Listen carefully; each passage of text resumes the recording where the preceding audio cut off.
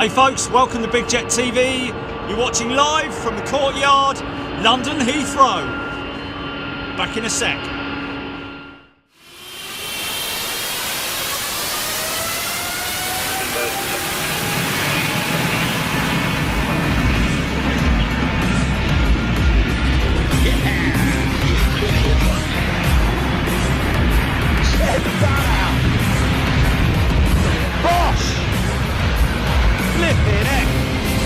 Whoa, tail strike.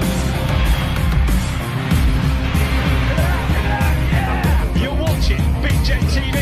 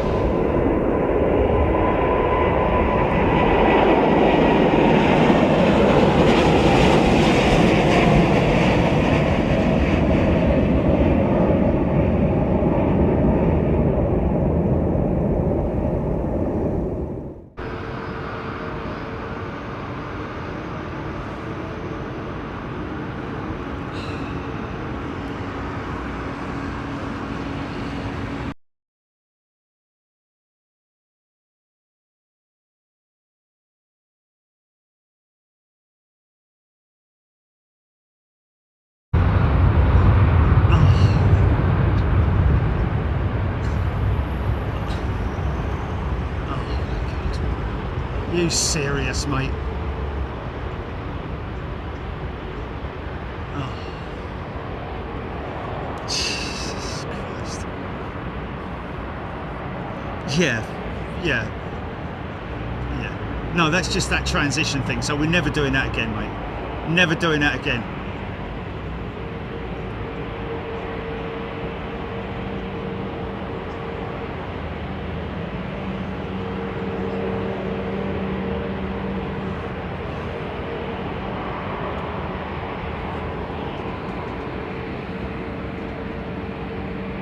Is it lofty? Emirates.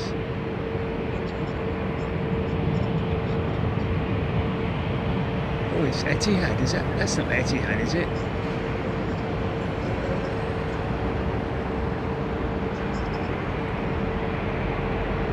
It's lifting.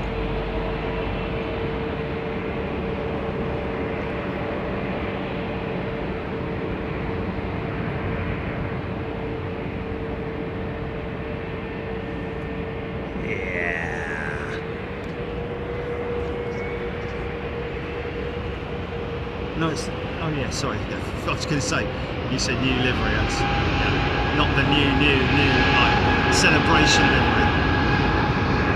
Is that you, Dave?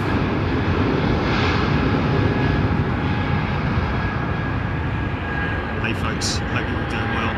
Well, it's Wednesday, it's all downhill from here. Or uphill, whichever way you want to look at it.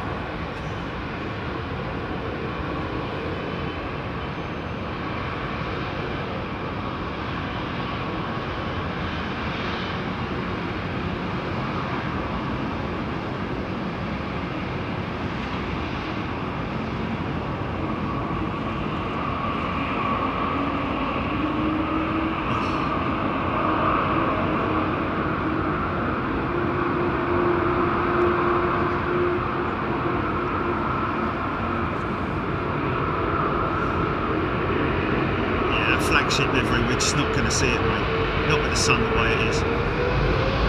Bloody sun.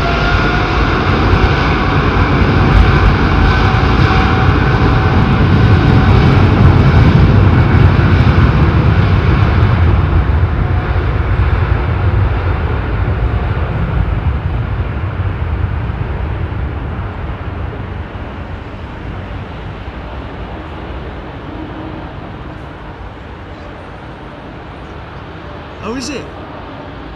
Oh, I bet they're treating her with treading on eggshells around her. Thank you, Roger.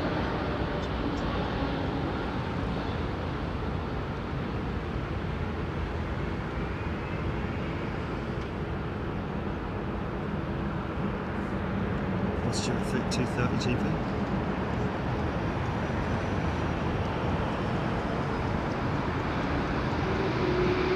What's the vent shut?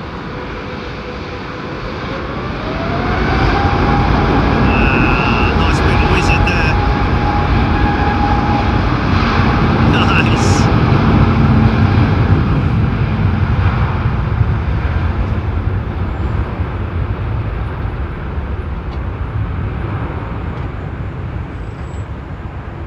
Tune Fryer.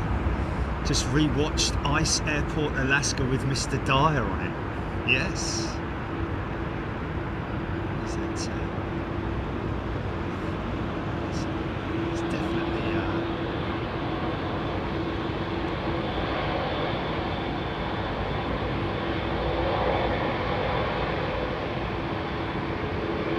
wow. Look at that. Some de-icing going on with that triple over there. Is that a crew bus as well, or? Packs going on it. They're just getting rid of the defrosting it.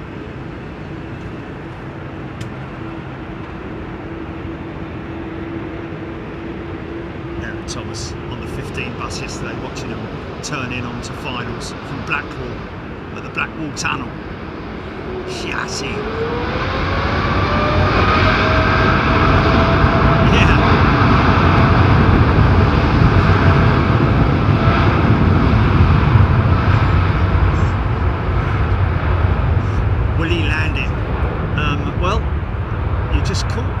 In the background there, that de-icing going on with that Cathay triple.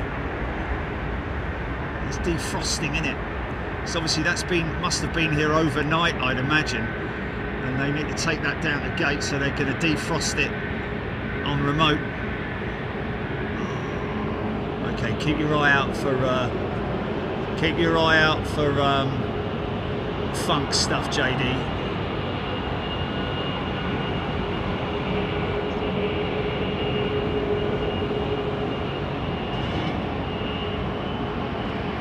Tapray, thank you.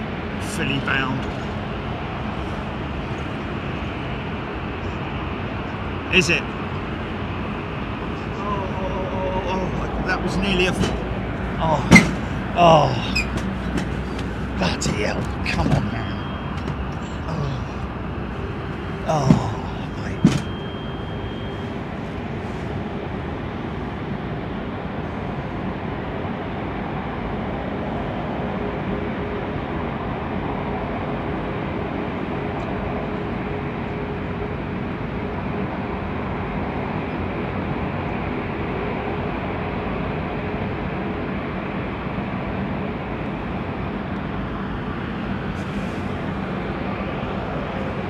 Lordy, lordy, lordy. Right, is my head straight? Not too bad.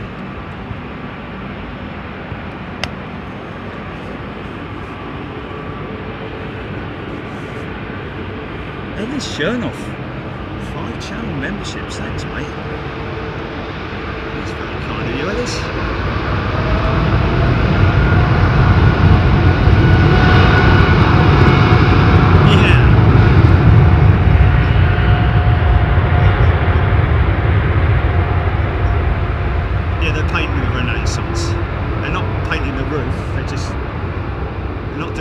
They're doing the walls.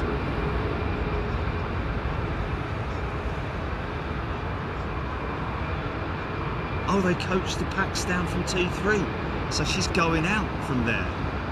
Grant Mustard Duck, 5 channel memberships. Thanks, mate.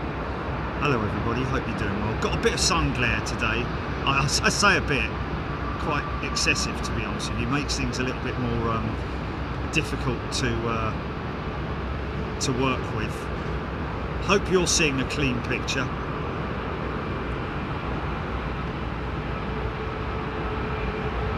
Unfortunately, everything that's landing will be just, there won't be any visible livery, so it's kind of pointless.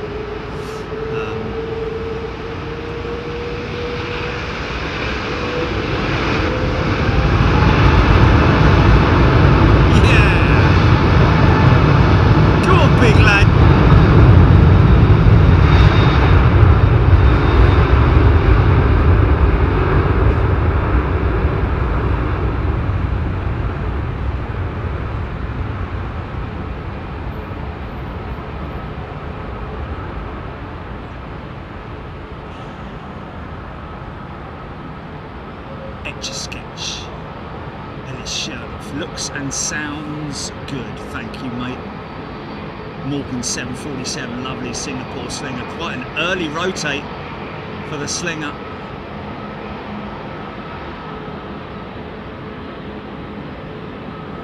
Ginormous, great big horizontals on the back, man. Any idea where they're going to be parking the retrojet?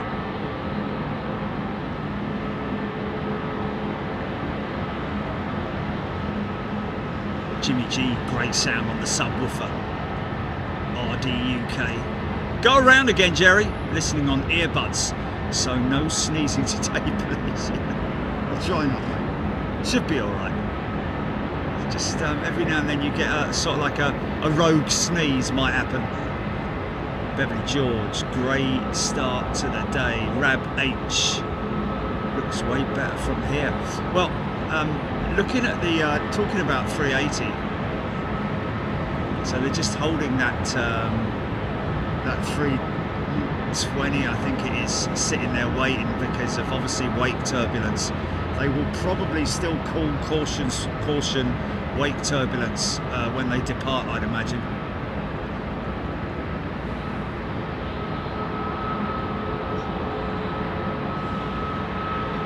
Now there's an image that I've become very familiar with over the last couple of days, Gilly. That banking shot of the 380. We have now completed our first new fleet member on Big Jet TV, the Big Jet TV fleet. First one is a 380. Thought we'd do it that way, just to sort of like as an experiment, get it out of the way. Nice big area to work with.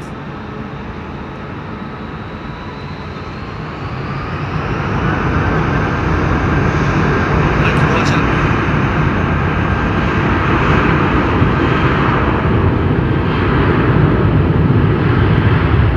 You see that little, what looks like smoke coming out of the engine there?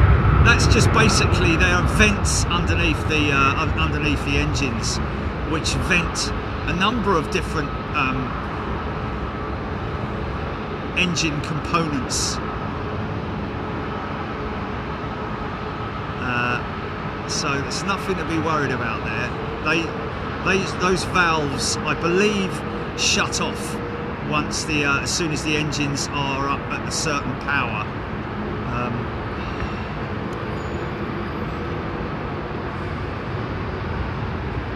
He's going to turn it and burn it.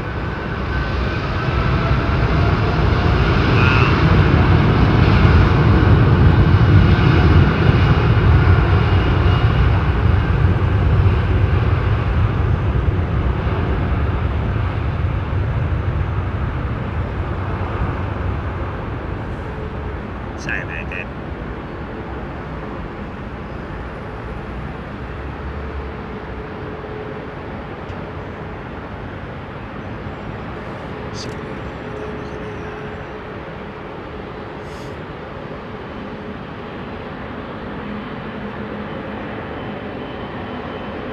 Typical long run for the Dreamliner. Look at that thing, man. Using up almost all the runway. Speaking to pilots, and I'm sure that Ellis is a resident pilot, very rare that you see the keys coming up, and very rare that you see the end of the runway coming up on you so quick. But on those Dreamliners and the 747-8 as well, especially at Anchorage, where you see them coming up, the keys coming up at a rate of knots. When I talk about the keys, I basically mean the end of the runway, folks, you know, or the beginning of the runway, whichever way you look at it. You know, sometimes it looks a little bit more dramatic than it actually is. It looks like it's very long. He's probably still got about 500 yards left there, I would imagine. I don't know.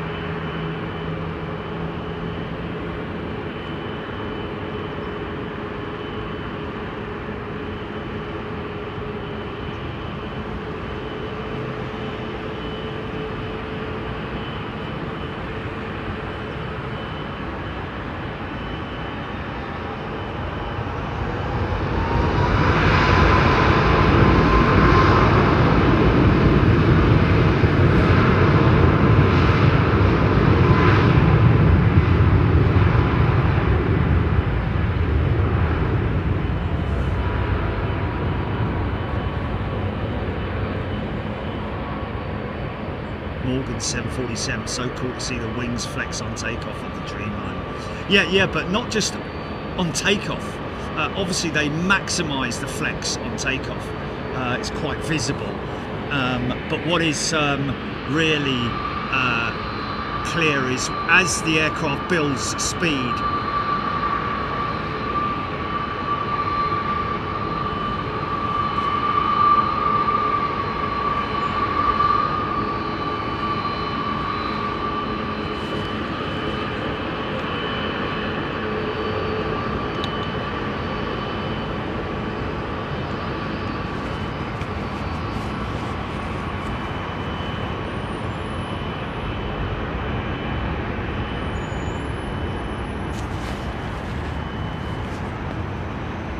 just trying something here. It's actually warmer than what I actually anticipated. So I'm just going to make a little adjustment here. Bear with me for a second. Incidentally, anybody interested in that whole gearbox bleeding thing yesterday? I'm sorry we cut off so drastic, you know.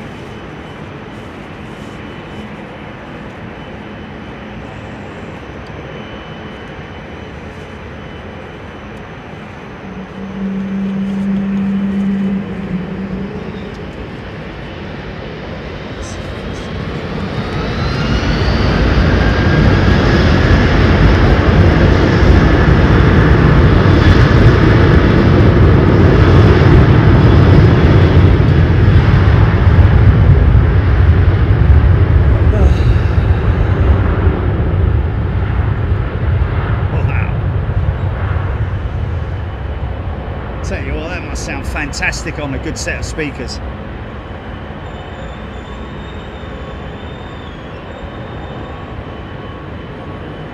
So this morning Paul Jones has gifted a channel membership, and that's Paul Jones with a 6-year badge. Mate, thank you, Paul. Well, we could get better funk here. Keep climbing, keep climbing, keep climbing. Go on, go on. Yeah, it was a bit of an abrupt shut-off, wasn't it, yesterday? And I do apologise for that. Cliffhanger, yeah. Just...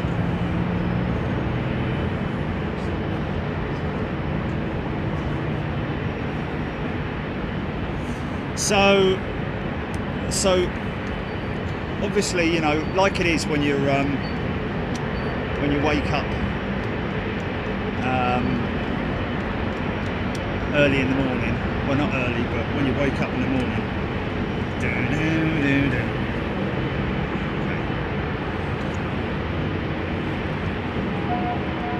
I had a thought. Well, I thought that based on my experience with the gearbox, it was, here we go.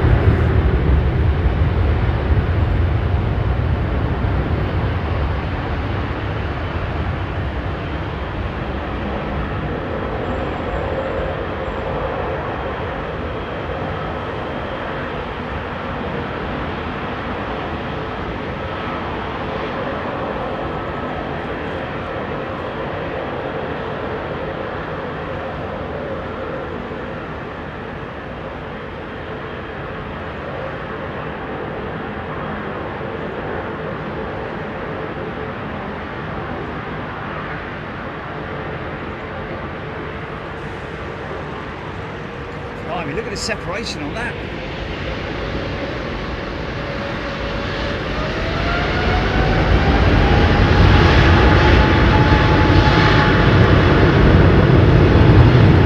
Wow. That's set up nicely for a funk shot, that is.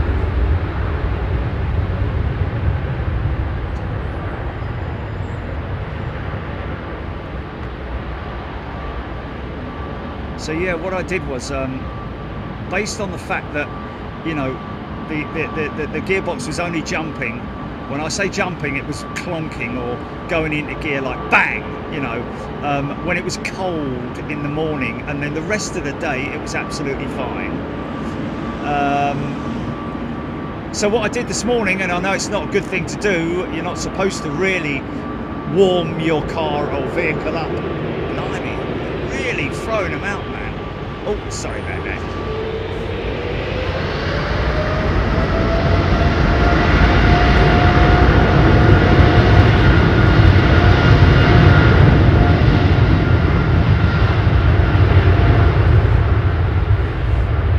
Just to experiment and to check and see whether it was an issue with the potentially with the transmission fluid being cold in the morning versus hot during the day, where it doesn't happen.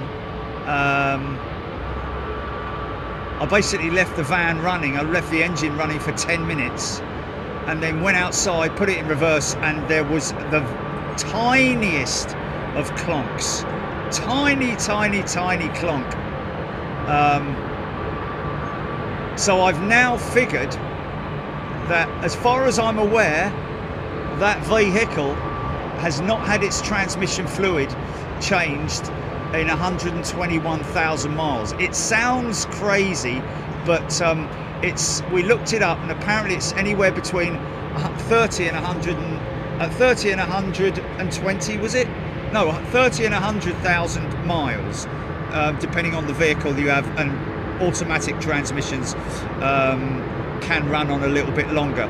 But as far as I'm concerned, I'm supposed to be dropping the van off at the Ford garage this afternoon, but they want 180 quid just to do the inspection, and I'm like, man, that's just ridiculous. So I'm thinking that what I need to do is get the transmission fluid changed. That's what I need to do first, because I think that will, you know, we need to it's by process of elimination, isn't it, really, more than anything else. So I'm going to do that. That'll be a damn sight. But in fact, I don't think it will cost 180 quid to have the transmission fluid changed. Shouldn't do anyway. But Ford garages, man, generally OEM garages are a bit of a rip-off, I've got to be honest with you. Other people might say differently, but you know,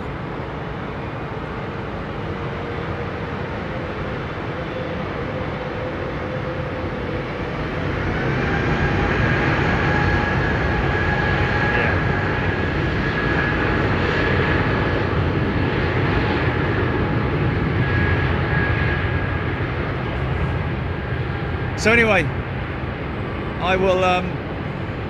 I'll drop in after the show today. I'll drop in to Ford to cancel that inspection and book to have the transmission fluid switched out. Unfortunately, there are garages that will do it, but it's probably going to be far away, like the one yesterday that we drove to. And I don't fancy leaving it there for a couple of days, because that's probably how long I'd have to leave it there, and they probably won't have availability to do it, I'd imagine. Anyway, I have to see what Pilot Mike is a returning member. Welcome back, Pilot Mike.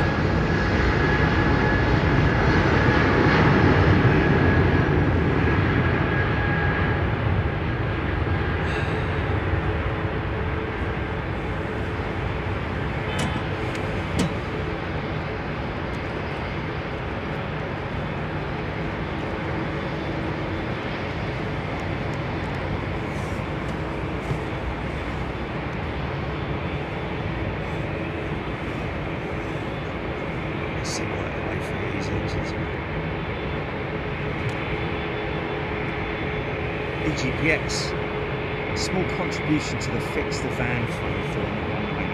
Yeah, thanks, mate. I mean, it's just one of those things that needs to be done. Be honest with you, this is the first time that I've had a major anything. So it's not a major issue that I've got with the van, to be honest with you. just at this point in time anyway. But it needs to be addressed. I don't want it to get any worse than what it is, put it that way. But thank you, GPX, appreciate it.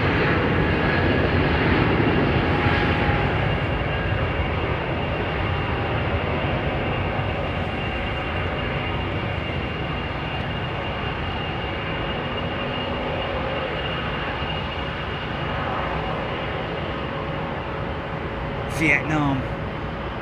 Great looking livery when you can see it. The sun glare is just doing my bleeding head in, mate. The low winter sun is not favourable if you're filming from the north into the south.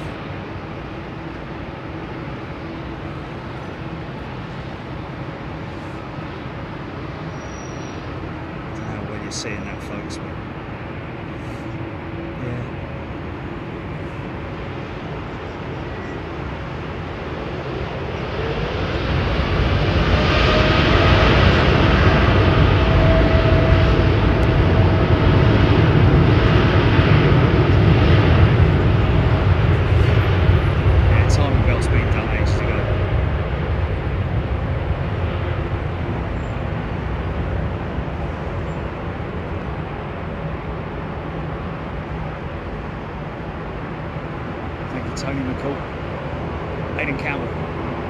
Teal on the Vietnam livery.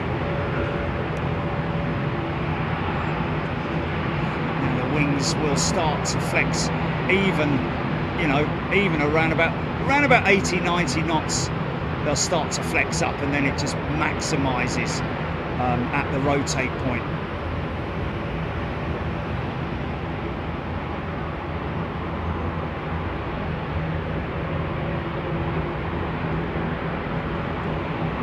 Jimmy G liking the livery. Kevin Beasley, A340, 34,000 feet, heading towards Boreham Wood, Enfield, Watford area. Sorry, folks.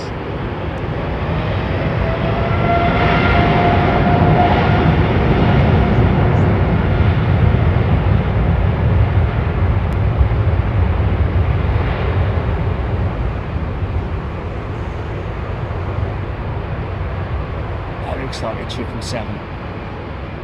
Big fat belly on her.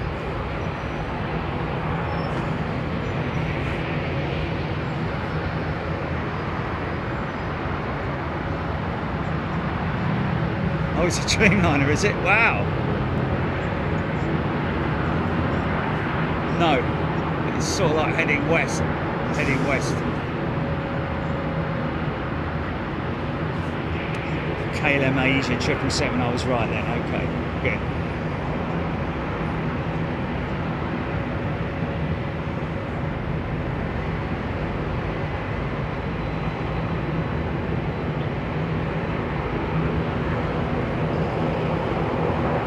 Bloody Benny Hill theme tune in my head now, aren't I?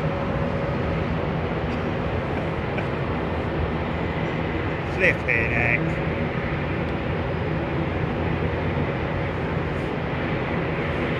Aaron Thomas, KLM 777 over the top, thank you. Tapper rate, British Airways 185, 787-10 to New York, just gone out. KLM to Rio on 777-200, Aaron Thomas.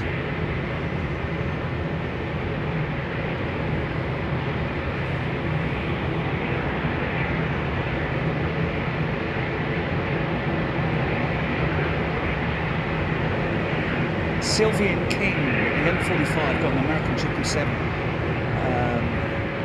back-to-back BA380. I think that is. It's they're saying there. How tiny it is, man, compared to an A320. And we call those A320s little.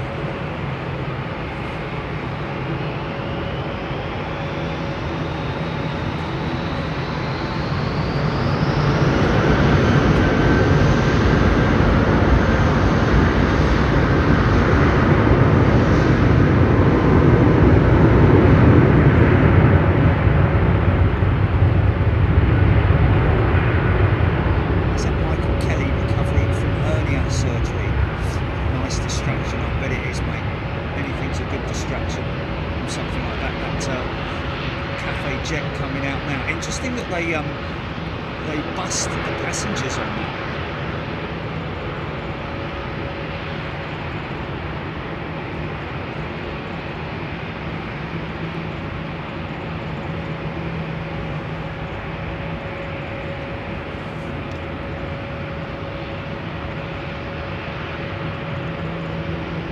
Gary Pitt.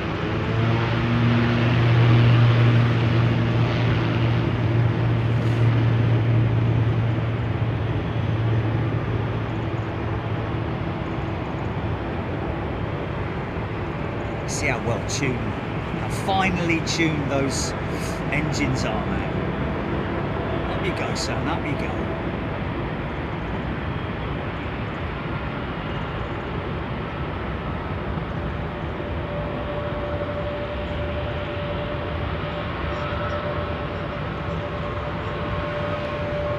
Oh really? Oh sorry folks, sorry. I know I keep getting that wrong. I'm just Oh really? Oh wow.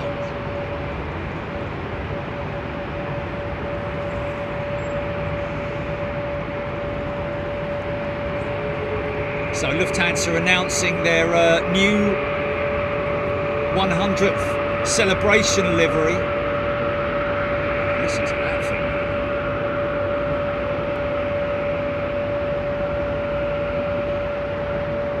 Cool, that's anyone with Tourette's. Not Tourette's, what's the other thing? Tinnitus. Tinnitus. Not enjoying that. Even with Tourette's. Shut up!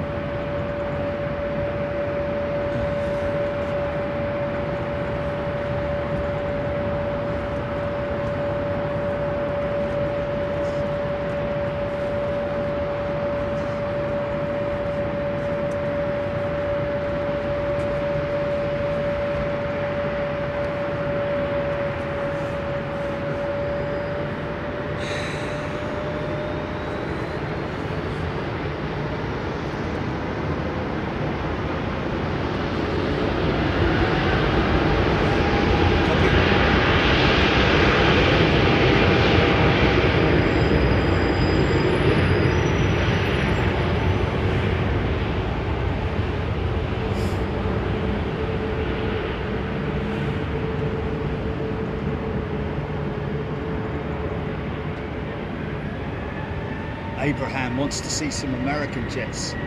Well, you will in a minute.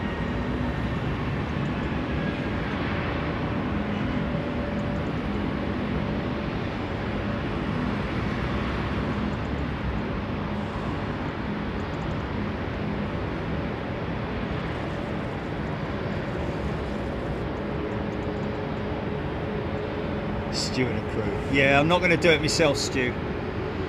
I'm not going to do it myself. Ill-advisable to try and do something like. I mean, I've don't get me wrong. I've changed many a transmission fluid. I've changed many a transmission gearboxes before as well. Back in my day when I was a mechanic. Well, not in a garage, but a home mechanic, fixing people's cars and stuff. But yeah,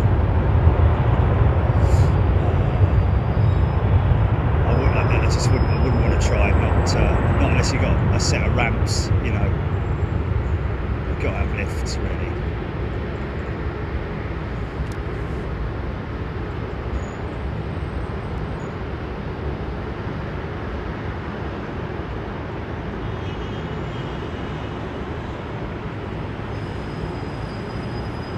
See the two lights there?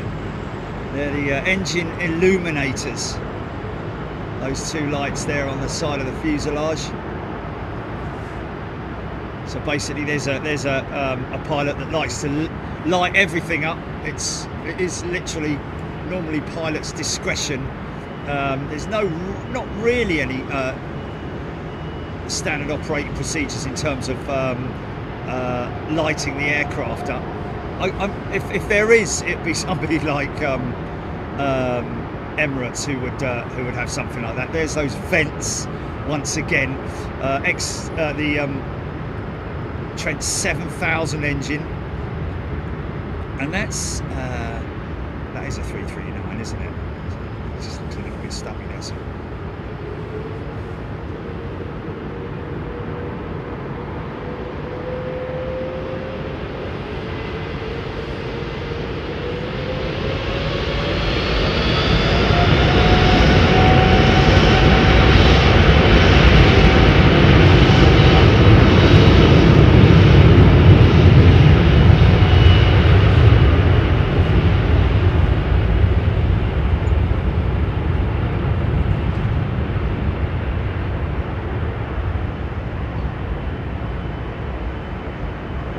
See the wings starting to flex up. Not massively visible on the Airbus jets, but you can see it. You can see the end of the wing flexing up there. Believe it or not, folks, it's around about the same amount as you would see on a Dreamliner. It just looks a lot more exaggerated on the Dreamliner because of the way that the wing is designed.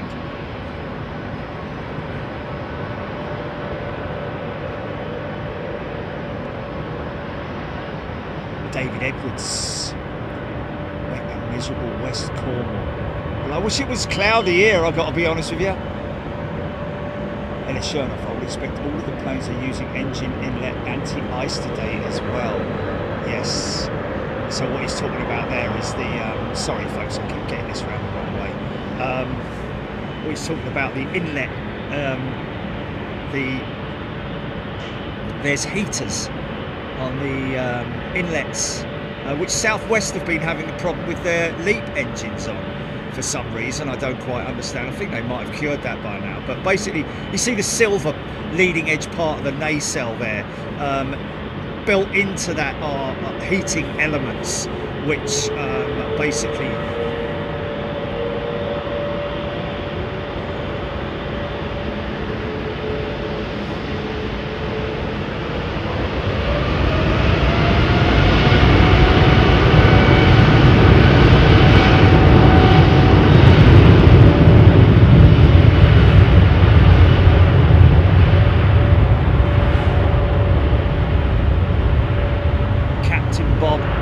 Team USA livery on the Airbus 350-1000. Yeah, it's a good looking livery.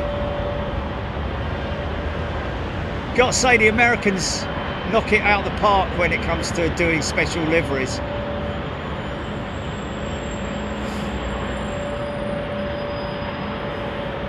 Oh yeah, Brian Stewart, the Lufthansa 100 livery, talking about special liveries. Lufthansa obviously announcing and showing pictures of the fleet of aircraft that they're going to be, it's one of each: 380, 747-8, 321, 787, A350, and I've probably missed.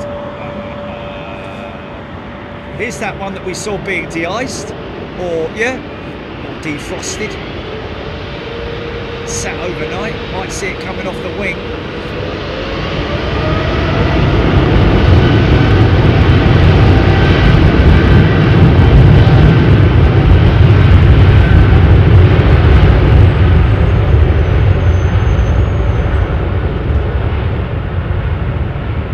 It's interesting that the Lufthansa 100 livery, it looks really impressive with the images that they've submitted or posted, and the reason why it looks so impressive is because all of the images that they posted of the aircraft in a banked turn, and that clearly shows the wing of the crane, whereas on the ground it's not as easy to make out the crane, because all you see is this sort of like, it is the crane's head at the front of the aircraft, and unless you know what you're looking for,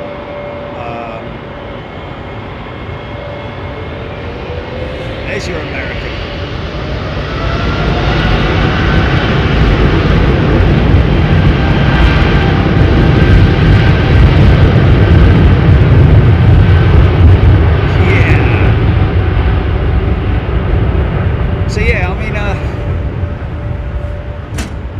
obviously it will be, you know, Lufthansa are very proud of it, and rightly so.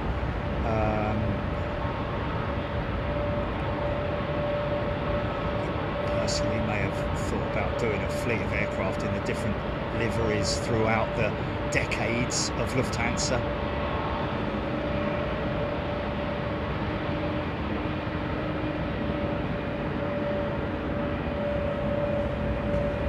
Yeah, I'll go, yeah. Sorry, folks.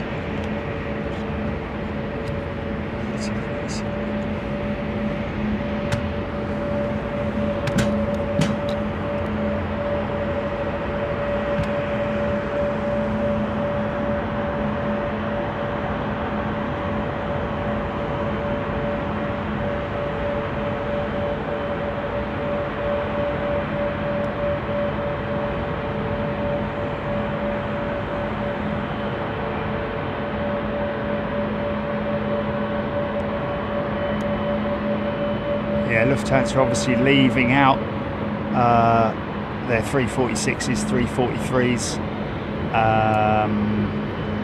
Did I see a 777 on there? I can't recall whether I did on that. Is that the flagship? I can't see. Is that the flagship?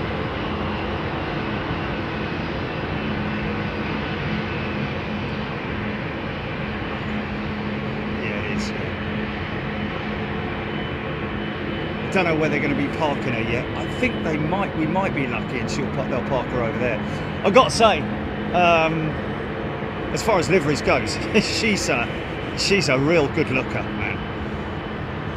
The American flagship livery.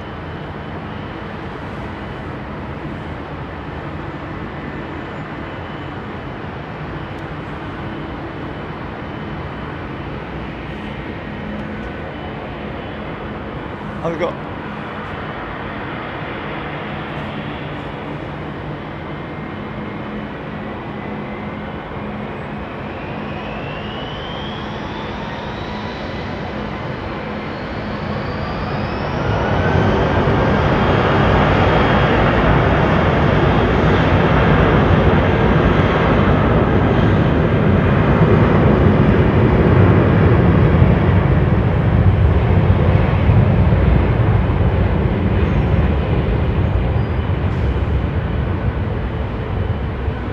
Oh, okay, it was the 380 that I missed out.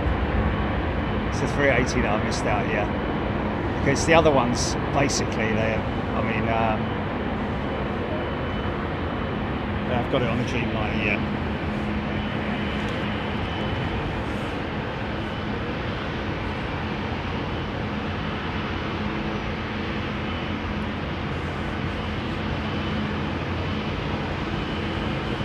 Already been down under, isn't it? At the 777.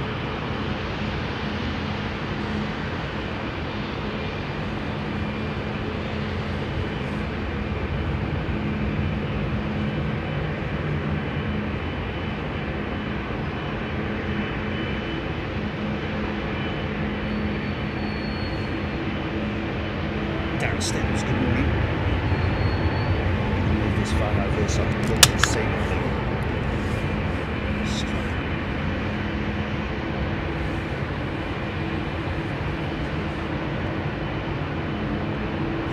Mark Tom's first live stream in a long time, he's saying. Welcome, Mark. Nice to see you.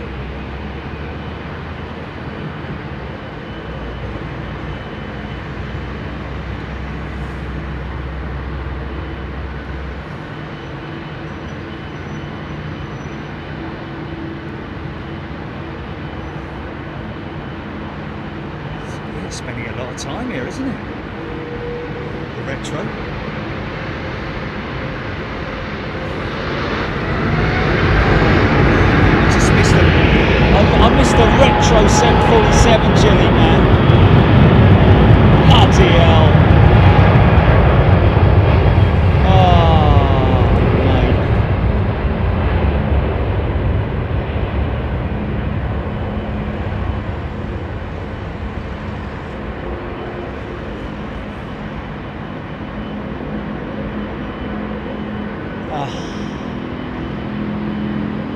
Bloody hell. There's another big one as well.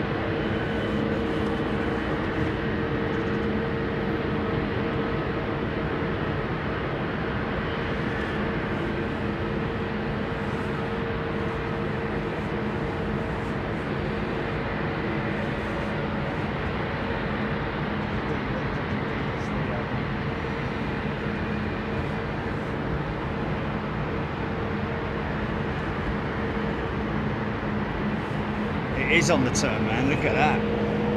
Wow. Look at that. Look at that for a turn. Wow.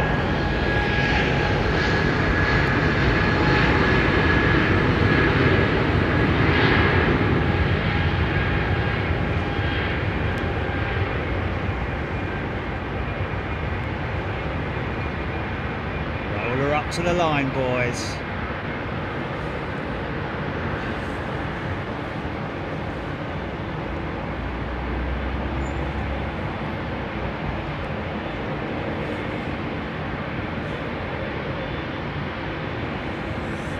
Captain Bob, yeah, Qantas is A350 ultra long haul 350. I don't know if she's got any engines on her yet. She might still be able to full engines. 87s.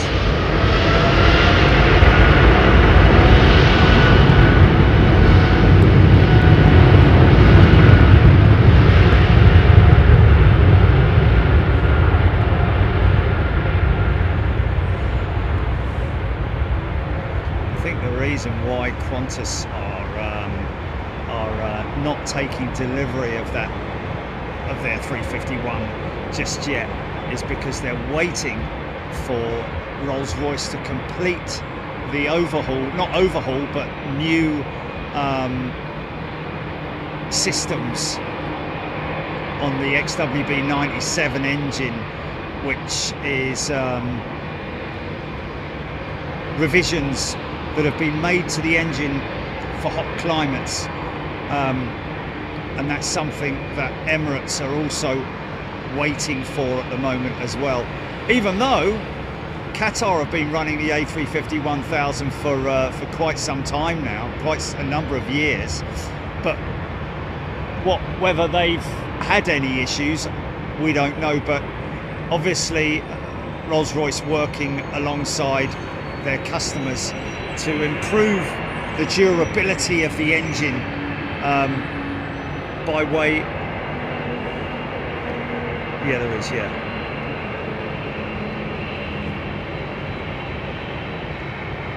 So Sue Elms's daughter is on that Iberia jet. There we go.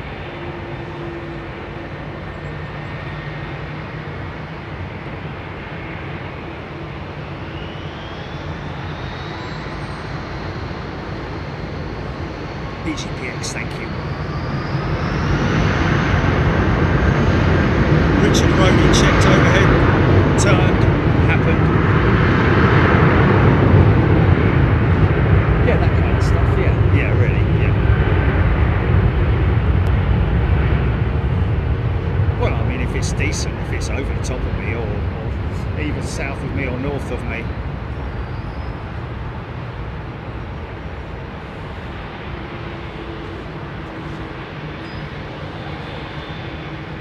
Through those engines. You see how small the core of the engine is, and now you can understand the bypass, the air bypass, which is, you know, the front fan is what creates the majority of the forward thrust. The core of the engine, the combustor, is basically what creates the power for it in terms of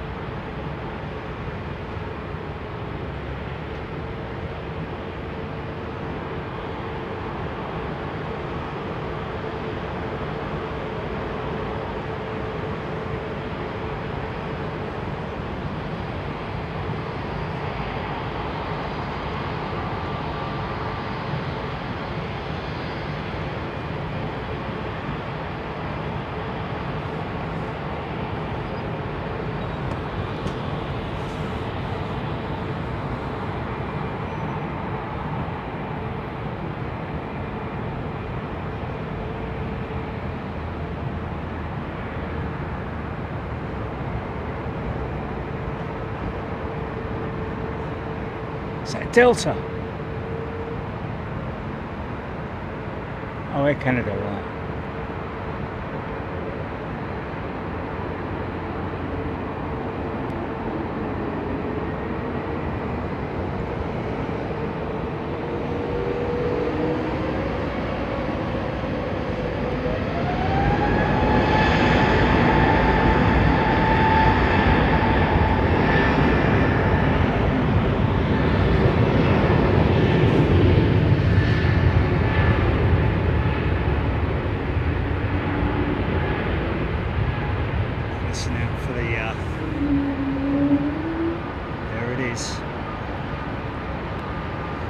They're very clever. The Pratt & Whitney engine has an independent front fan and compressor, so it's got a planetary gearbox on it. But what is interesting, that the front compressor and the the first stage of compressors can move independently.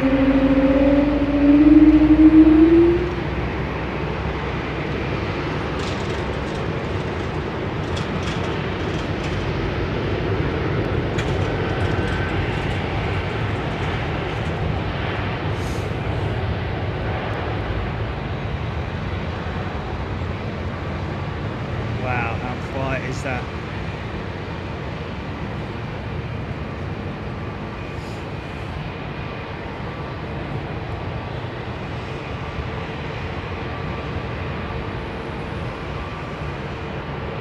Been a bit of a letdown for Airbus, has to be said, but I think a lot of that is down to the engine issues that they're having with the Pratt & Whitney engine, in terms of sales, that is, of the A220. It's a very versatile aeroplane, which Airbus picked up many years ago, but hasn't really done that well for them. I think they're still way beyond the break-even stage in terms of making any profits on the aircraft.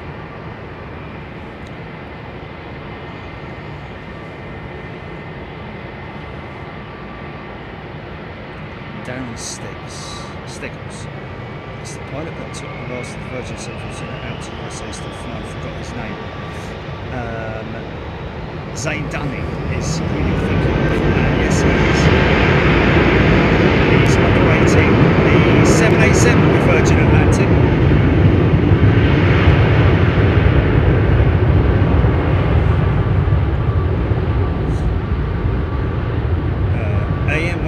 7, Air France 220, Manchester Charles de Gaulle, next flight in January. There we go. What's that, GP? Coming at me. He's not here yet.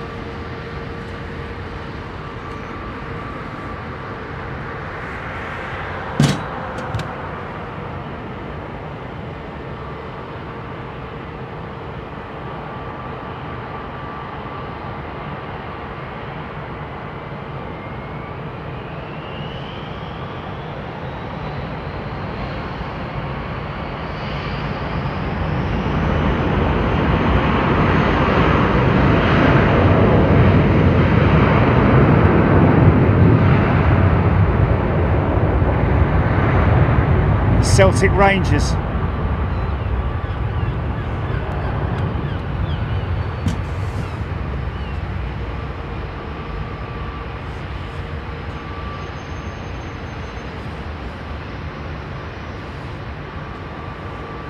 Baz Brab. 4 years of great information and enjoyment. Oh, Baz Brab, that's very kind. Thank you. Glad you've enjoyed it.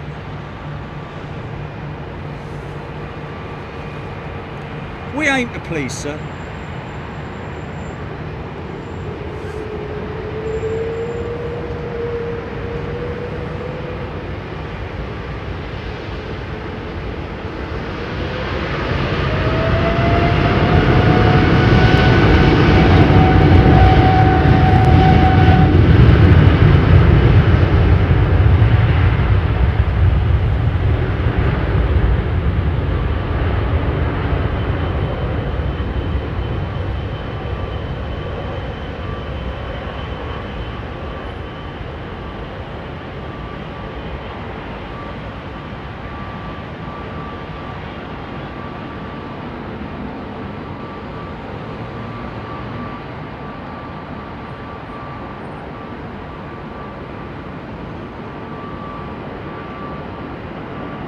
I was going to say, we have flown on that Condor jet. That's the one we flew to Anchorage on.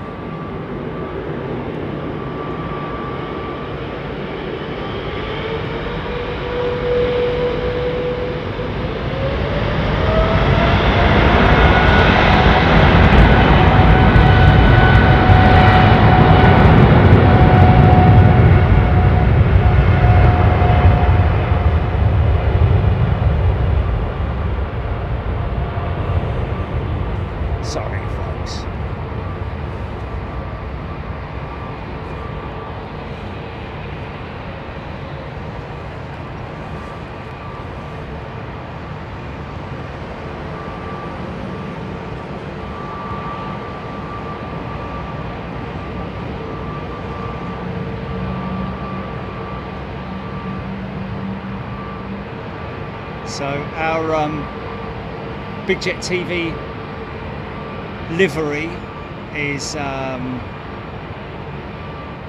on a minute, is kind of done now. Is he coming out? He must be coming out, yeah. I've got a picture to show them, Jelly, a JPEG, or are you going to show the magnet itself? I think the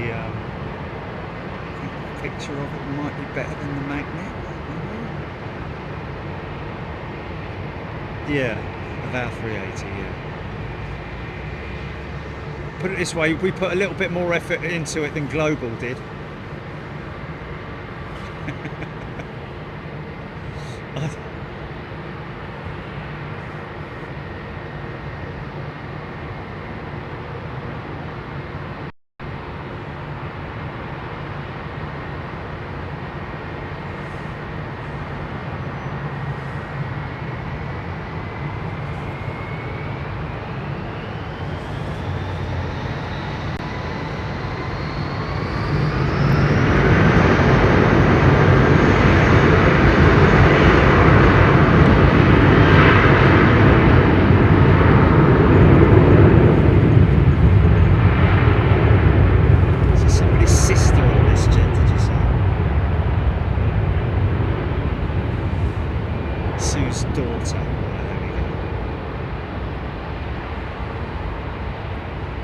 observation that I made when we flew recently to Anchorage on the 737 MAX and the A321neo, that the 321neo cabin gives the appearance of being a lot more spacious, whereas the 737 MAX overhead bins are much easier to access. And that's because the bins are higher on the 320, giving that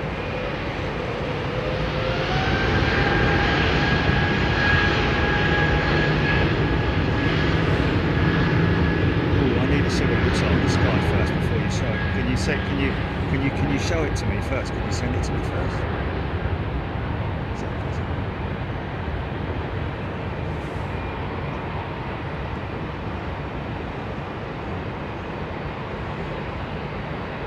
Oh, okay. Yeah.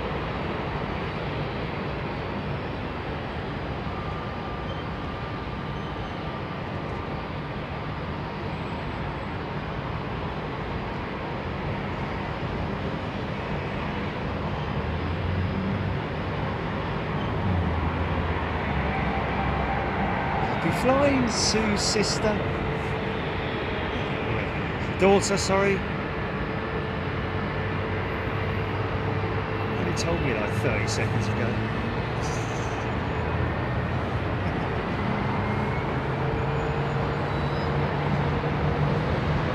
Ryan Hawkins 747 is a brand spanking new member. Hello Ryan, hope you're doing well.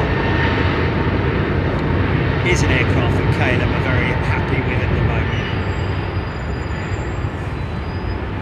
I just want to see what the transition is of the, because obviously I just want to see what the stroke is like. As in the outline of it, the outline.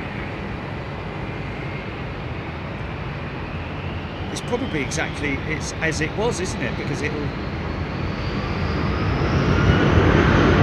No,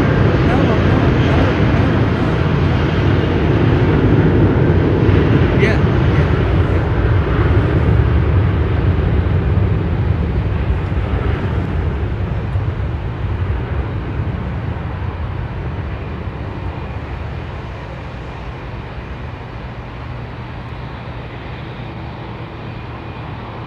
Hello, big lad. So our first aircraft has a name, and it's called Big Lad.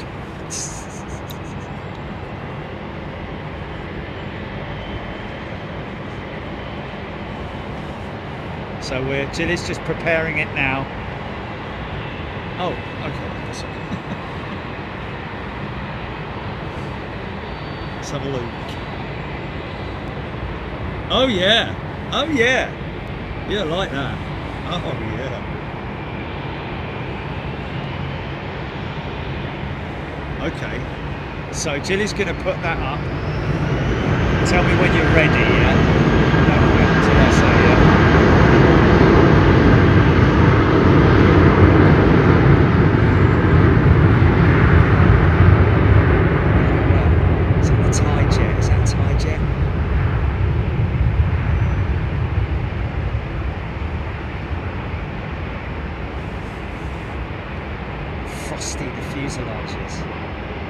Or is that Saudi? It might be Saudi.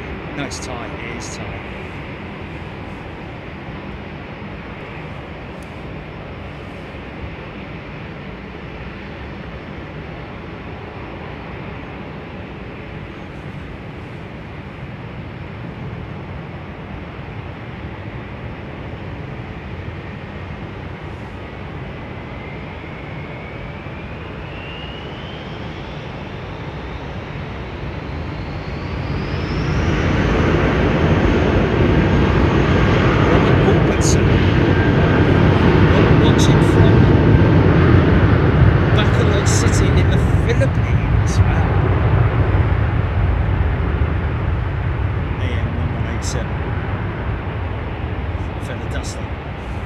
PGPX. Dillis. Hello everybody, hope you're doing well. Fully established.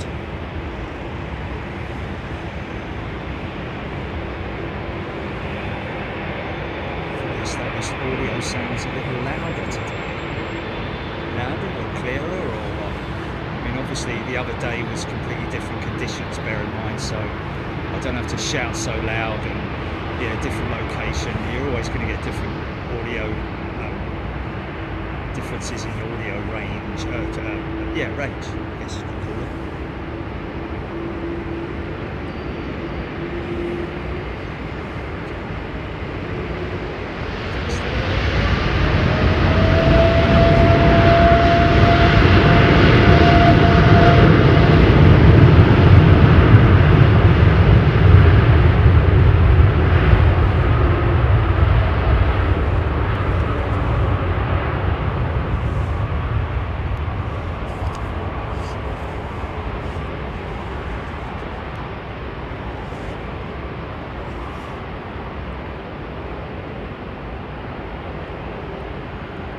Folks, I'm just going to quickly throw this new livery up.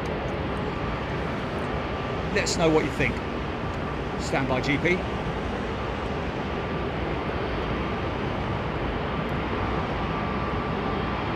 Let's get a bit of blue sky to throw it onto. Okay, go.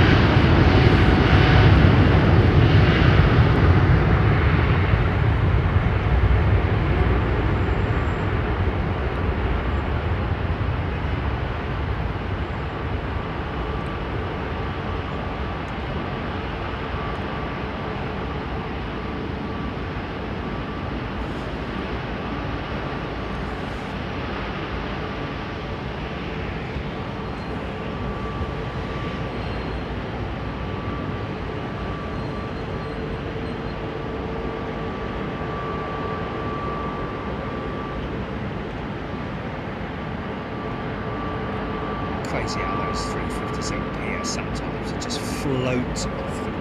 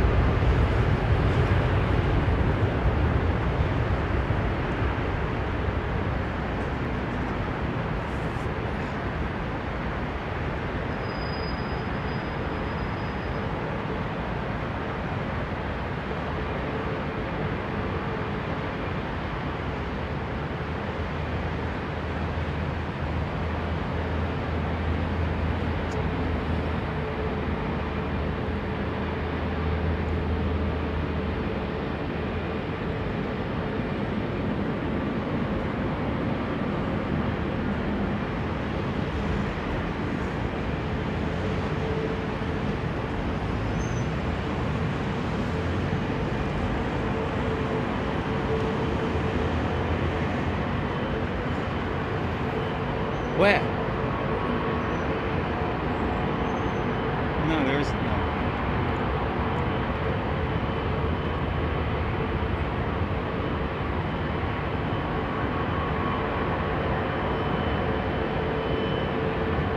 It's KLM 321 being given proportional weight turbulence. That 380, although it was a very derated departure, I've got to say, for that 380.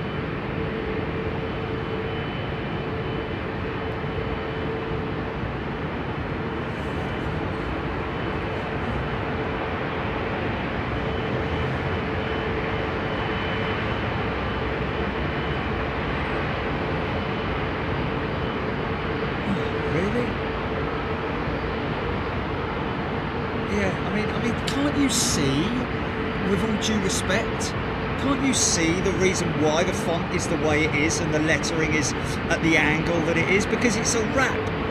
We don't want it all straight. We're doing something a little bit different, man.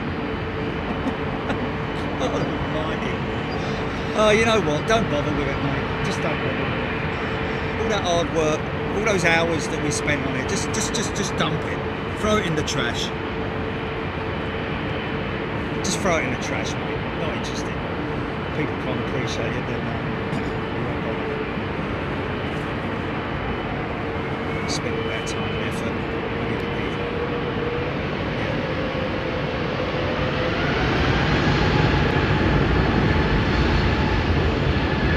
Just a year old, this jet. Thomas, thank you.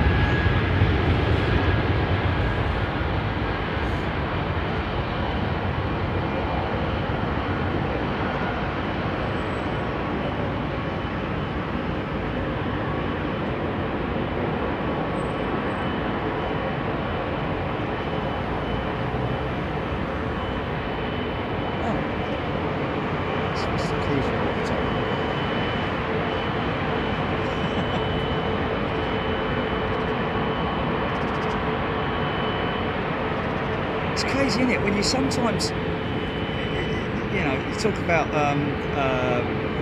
delivery delays with aircraft, and yet you go to Schiphol now, you probably see about 5 or 6 of those 320neos. I remember when they took their first delivery of their first one.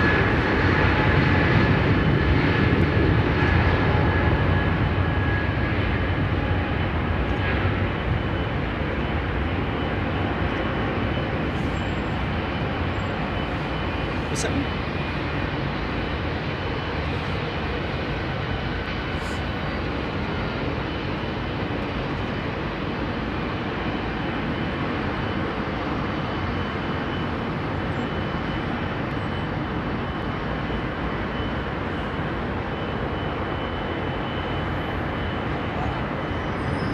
There must be some jets that are flying over that are not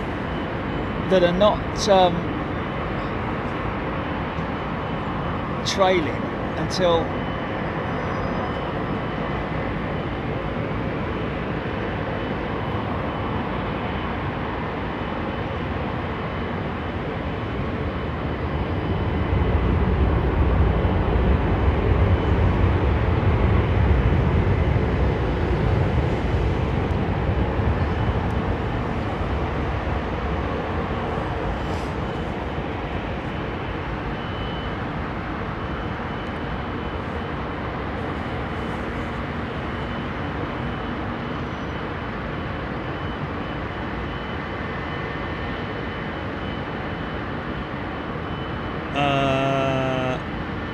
when's that?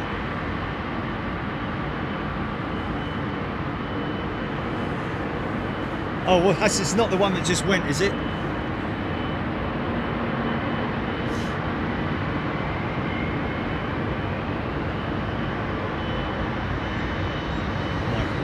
Livery needs some horse bikes though. I think it was, yeah, they did get to see it. Just a shame we didn't get to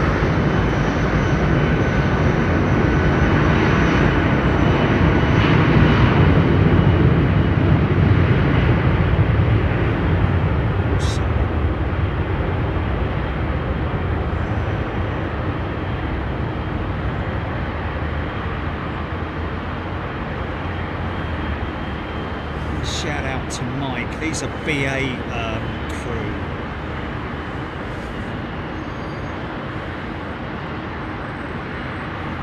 Gary Brown is a now retired BA captain, and Mike and his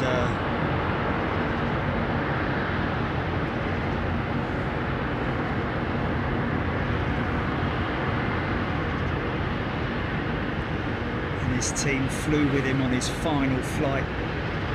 Landed yesterday morning very early. Couldn't catch him, unfortunately.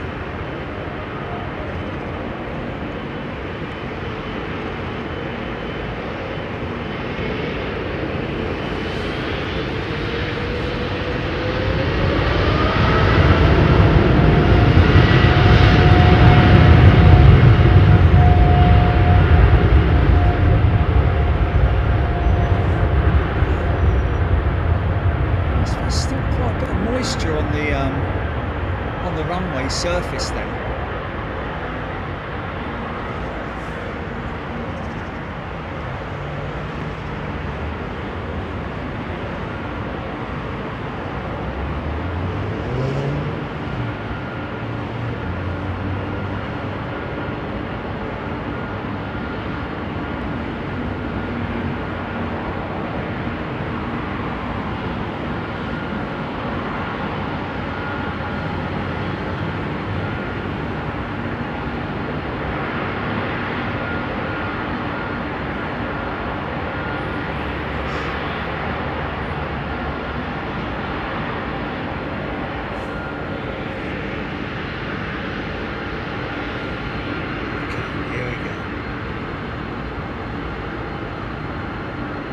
Lovely old 767.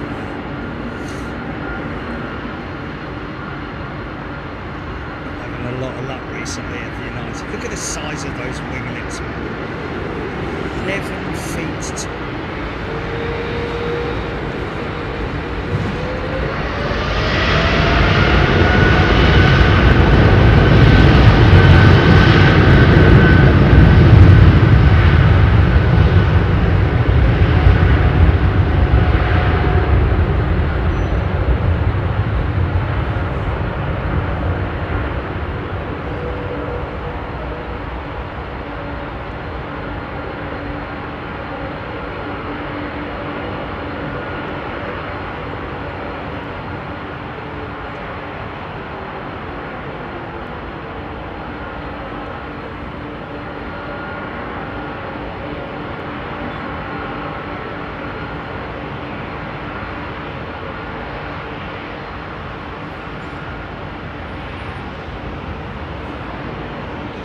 Listen up for this.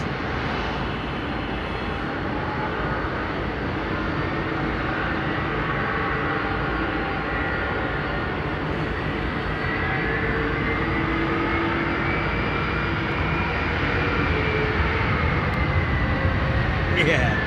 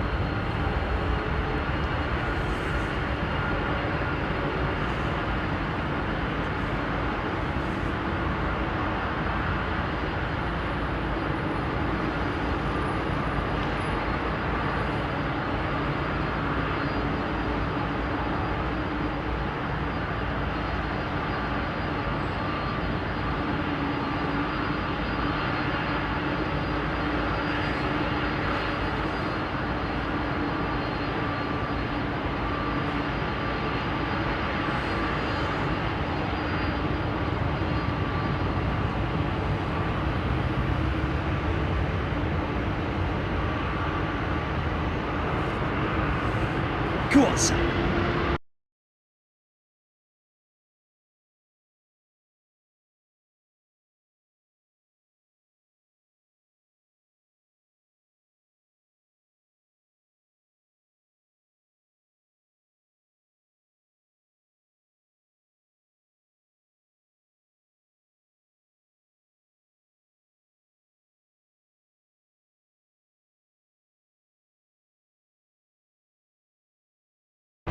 Oh, so it's not 5 seconds like it was before.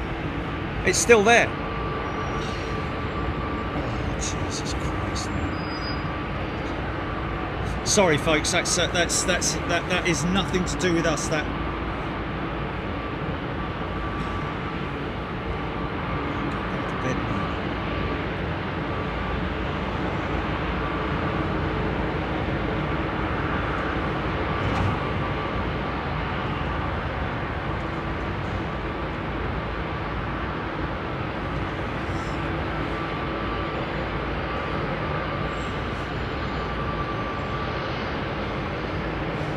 So just a little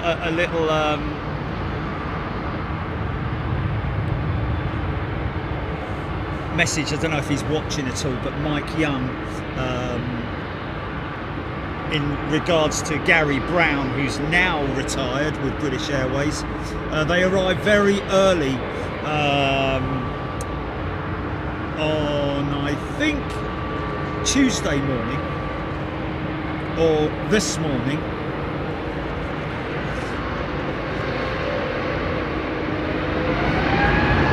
And that is Larry and Dave as well, who are the other pilots on board the aircraft, and they are all very happy because they are going up a place in seniority. Thanks for that. Cheers, Gary. Hope you have a good retirement, mate. Going Loco's gifted 5 channel memberships. Thanks, mate. Appreciate it.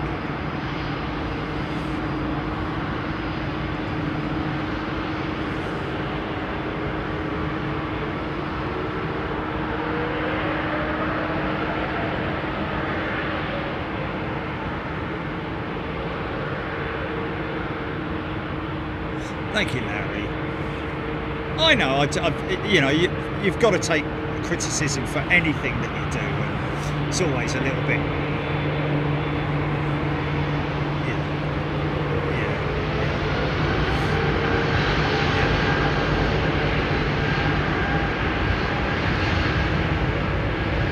yeah, it's very rare.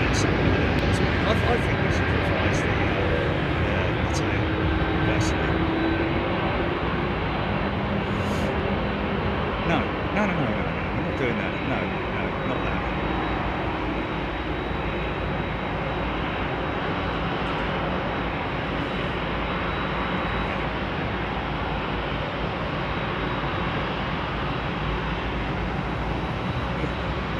That's for sure.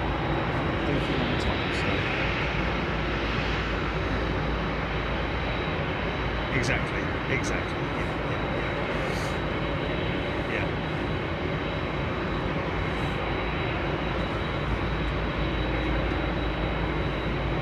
Cheryl Howard wishes she was on that air motor. Okay. Steve Reed. Thanks, Steve Reed. Isabella Mary Lowe. Good afternoon to you, fellow Dustin. Skilly, it's done.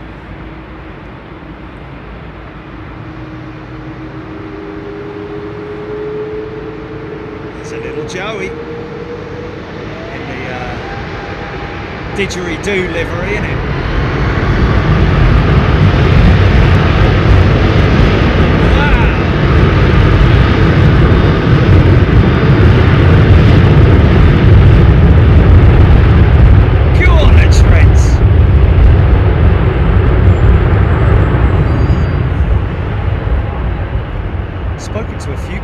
Said that they prefer the Trent power on the 200 over the General Electric power.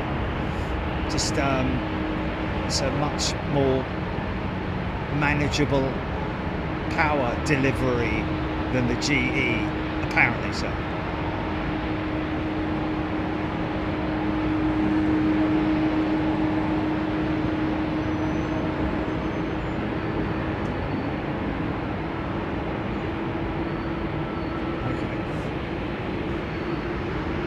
G'day.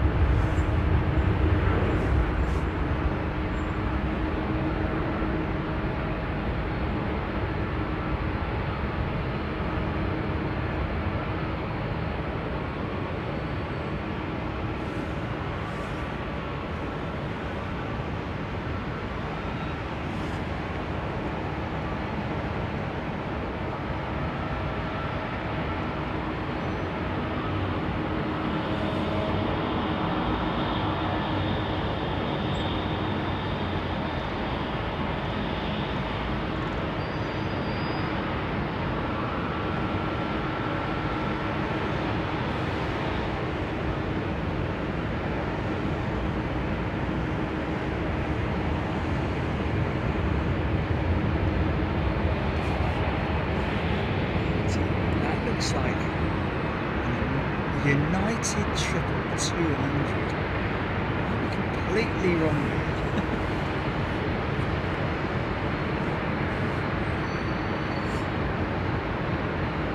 Mark Abraham, Qantas 747 red livery was something else. Where's that? On what? On what aircraft? Oh.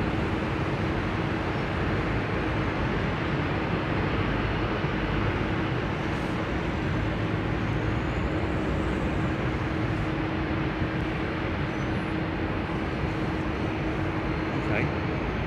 What side's she on? What side's she on? Left or right, did you say?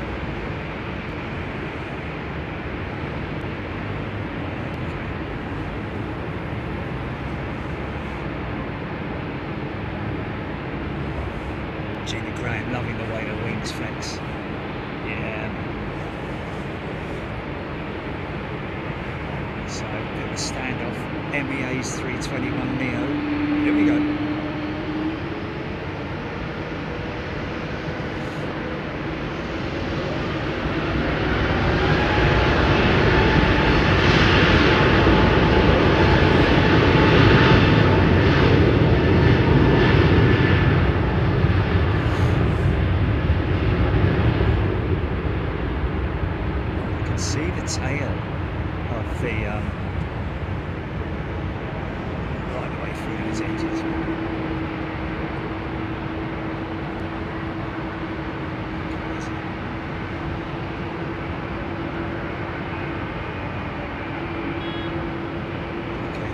Free from the back, yeah?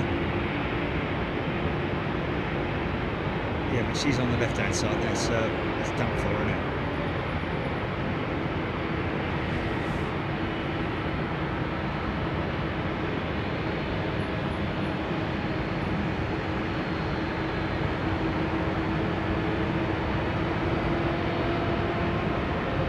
I tell you what, the guys at ARD don't hang around, do they? I've seen that Qantas A220,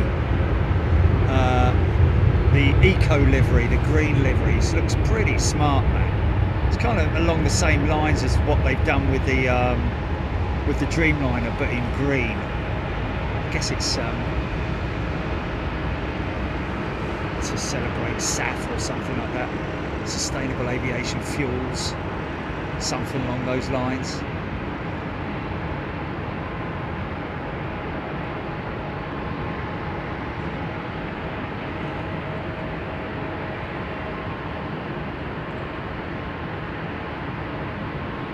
See the tail of that.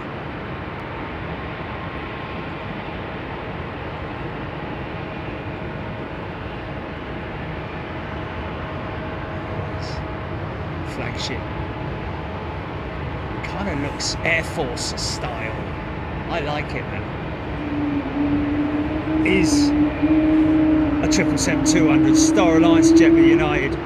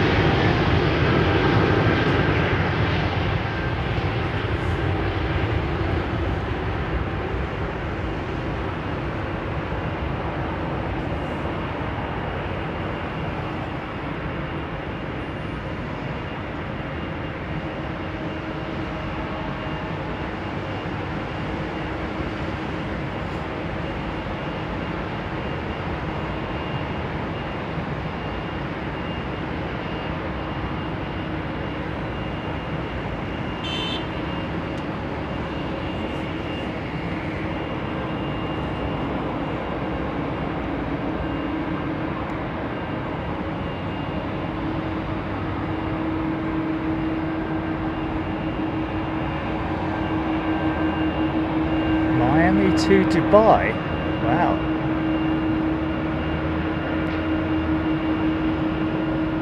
I'll catch that in Miami next week, possibly then. Now listen to these engines spool up, man. It sounds very. I moan about my gearbox, but I tell you what, these things don't half make a funny old noise when they. I think it's when the seals close up. Listen to it. Pratt & Whitney. PW4s.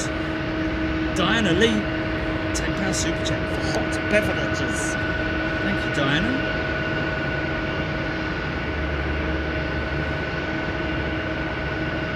Simon Condor should be trading 36,000 flatmate feet behind you.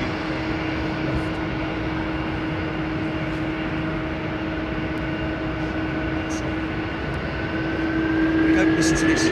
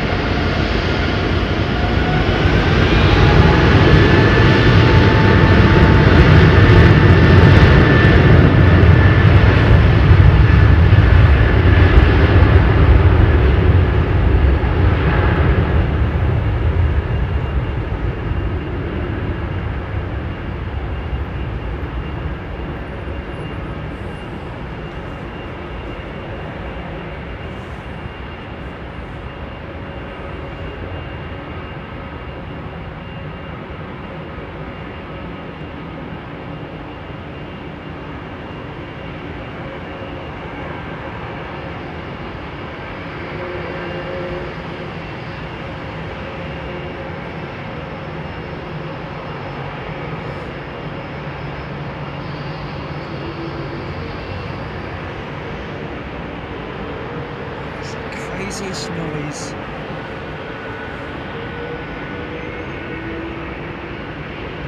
Simon knocked that sounded ace. It does sound crazy, doesn't it?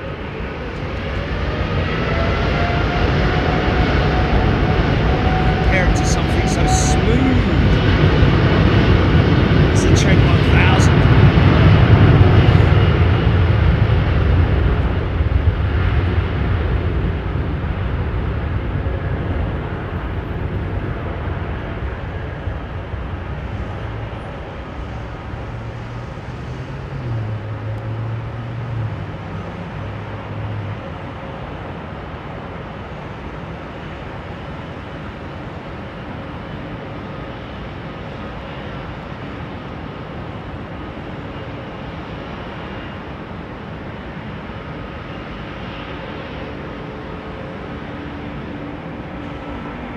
People on the street. Oh yeah, look at this. Air Canada 787. Looking good.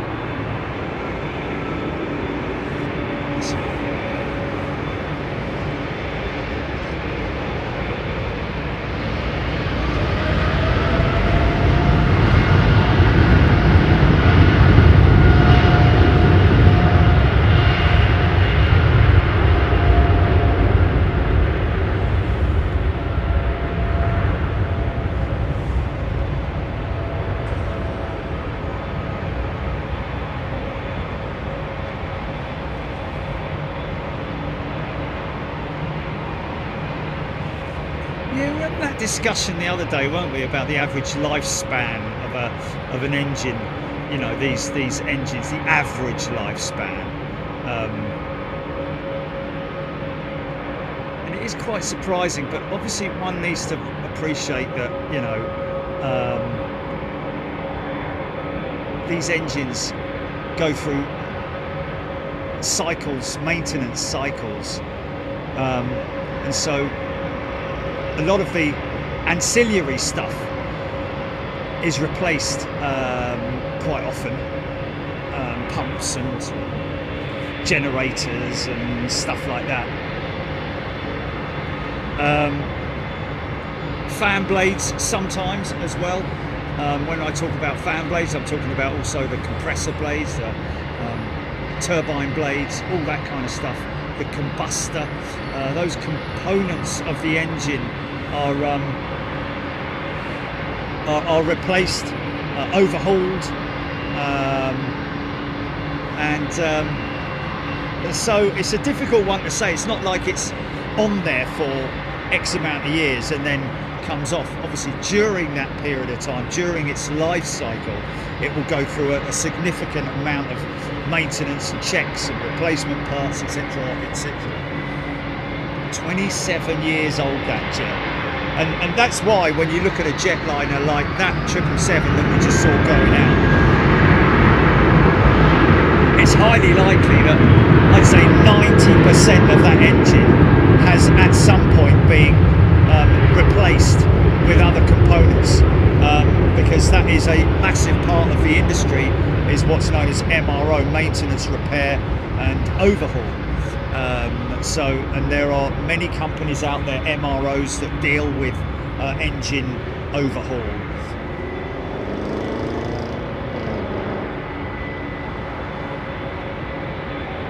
Ian Morrison, good afternoon.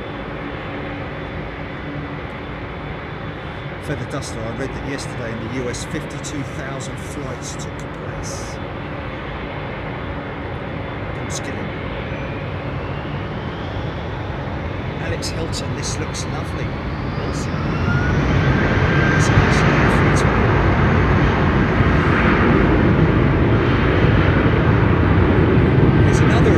There's another example of an operator that slowly behind the scenes has added more and more 321neos to their fleet, or just newer aircraft to replace their 767s and 757s. The plan is, as far as we're aware, that all their wide body stuff is going.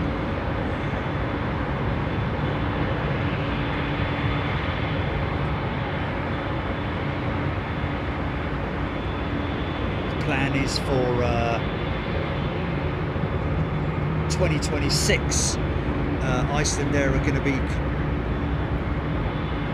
concentrating their efforts more on the single aisle stuff. Brian Stewart, an airline aircraft engine can last for several decades, but it typically goes through 2 or 3 major overhauls during its service life. There we go.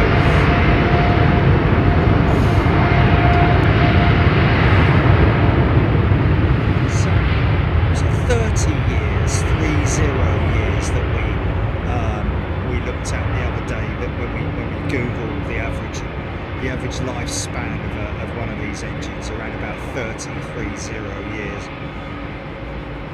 Of course, these Trent 1000s still very much in there. Yeah, I know, it doesn't make sense, 30. It doesn't. Because, you know, as long as they're maintained, it's, you know,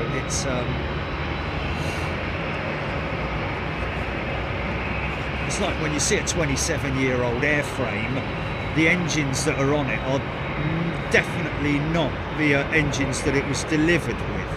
Highly unlikely, I would have thought. The operators normally buy a spare engine, take a spare engine with when they order, do a decent sized fleet order. So, and that's obviously a separate order with the with the engine manufacturers.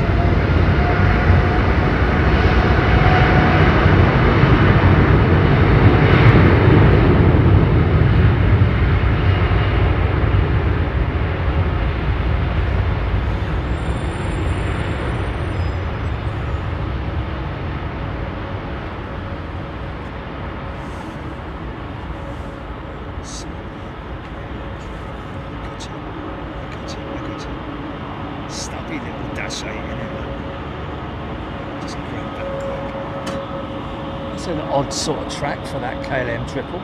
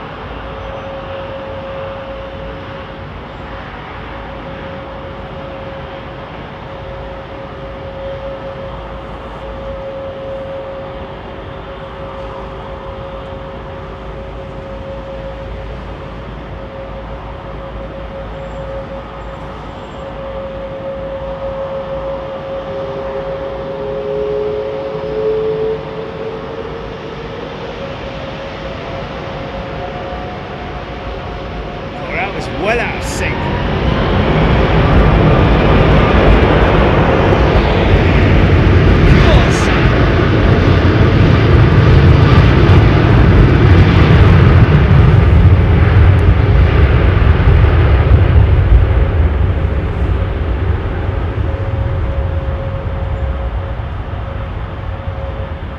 Gear attraction was quite out of sync, wasn't it? Or appeared to be anyway.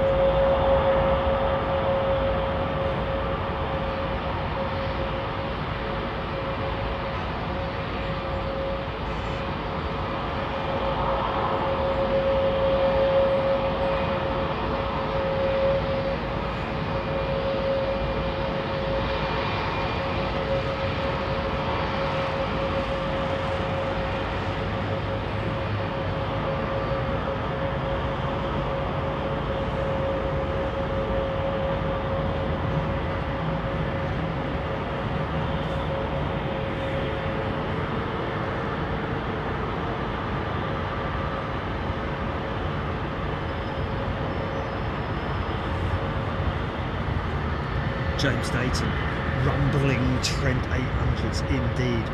Brian Stewart, unusual gear retraction. Left gear was up way before the right moved, Simon. No, absolutely, it was, wasn't it? 777 Ali Hill. KLM has come from Ecuador. Oh.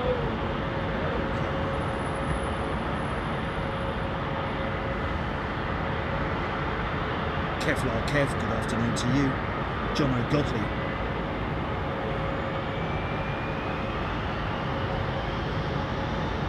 Misadventure couldn't help but notice there were some DC planes that absolutely, yeah. Again, there's a perfect example of I mean, that's the equivalent of having a classic car, isn't it? You know, they obviously take a lot more maintenance, and that's why, you know, older aircraft are and obviously some operators don't have a choice. They have to operate them because they haven't got anything to replace them with. But obviously you much rather have an aircraft where on-wing time is extensive compared to you know, the things being carted off for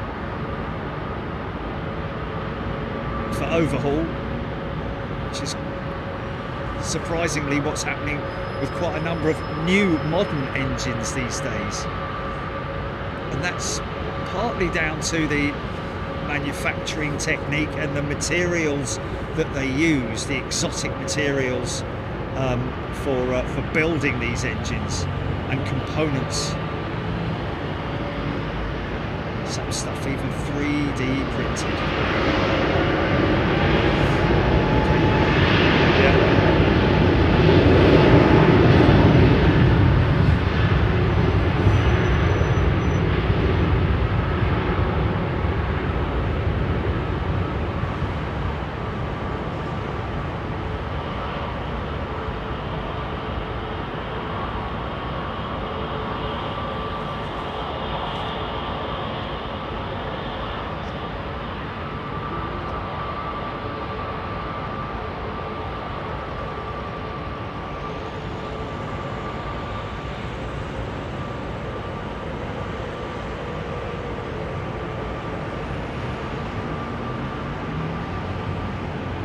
Interesting. Well, that's something that we've been waiting for, isn't it? It's another transatlantic flight.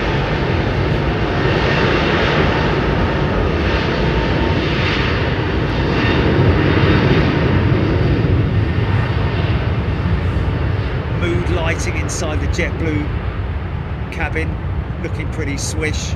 Mind you, they're mostly all doing that now, aren't they?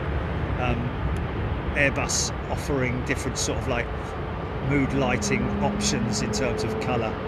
It's it.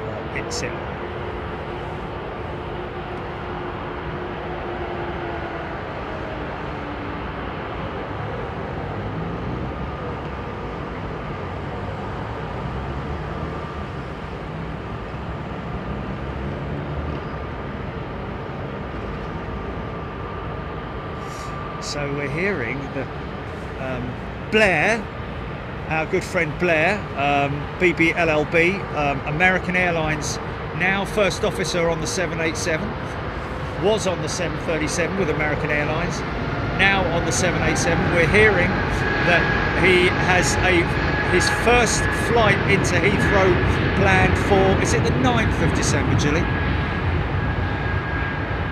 Or 8th? Okay. Okay, so arriving Heathrow morning of the 10th of December. So that'll be a dawn patrol, folks, that will be catching Blair on. Hopefully they'll be on 27 operations, and whether it's left or right runway, it doesn't matter.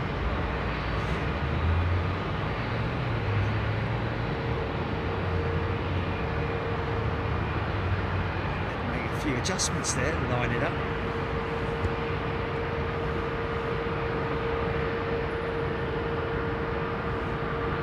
Mark Abraham likes the Air Canada livery better than the chewing gum white, hasn't he? Okay, or the head and shoulders.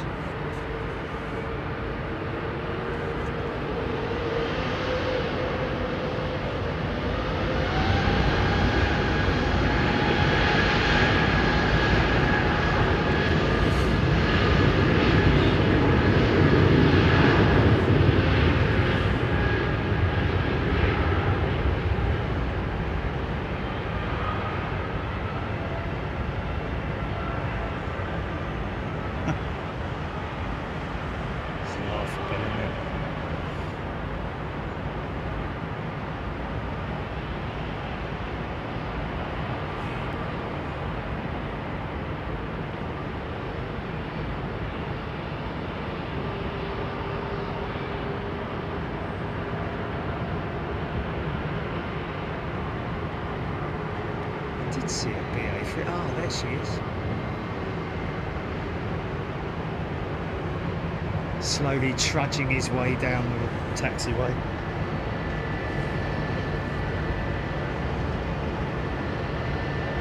Paul Skilling, 2.99 super chat. Loving the spot for departures as well as arrivals. Well, unfortunately, we're just not getting much in the way of, because of the sunlight being straight at us.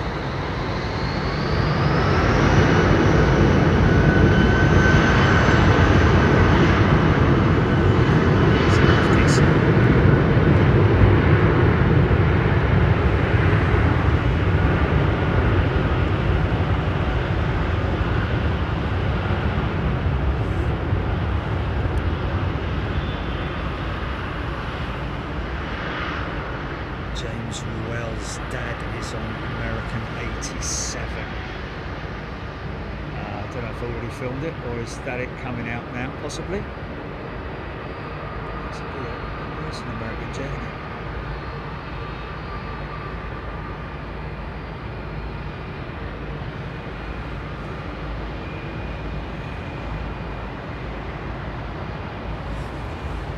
Autopilot. Every time I see a 320 series neo, I feel gut punch for the 757 Boeing over the long, thin routes and walked away from it. Yeah, very true, autopilot. Very true indeed. Missed a good opportunity with a Neo 757, didn't we?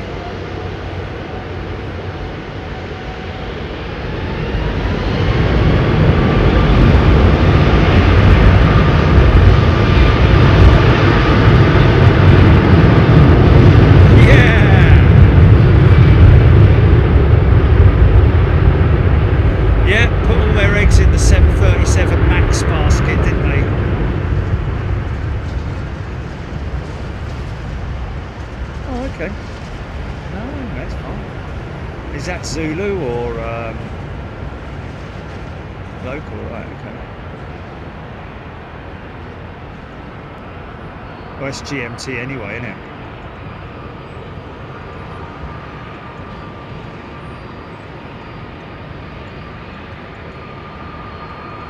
Okay.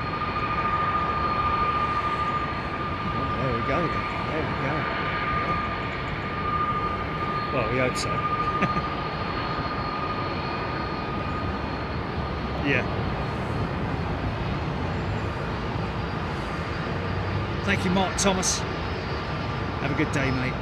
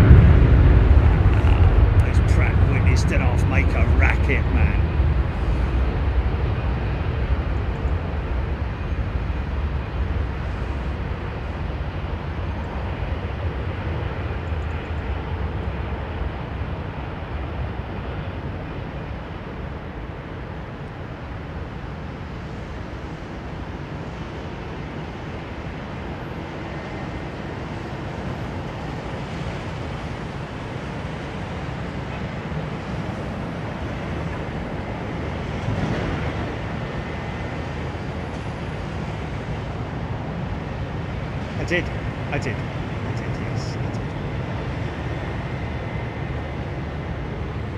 Beautiful, man. Love those older 330 CEOs, man. Make a right old racket. Hello, big head.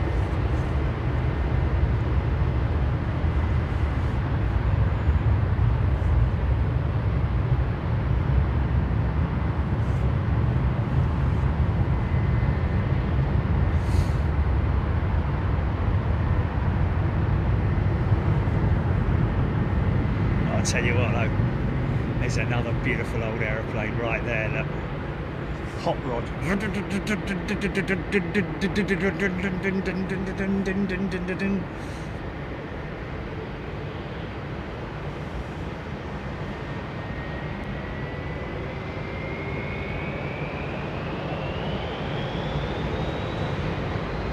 What's that long socks? Read it out, read it out.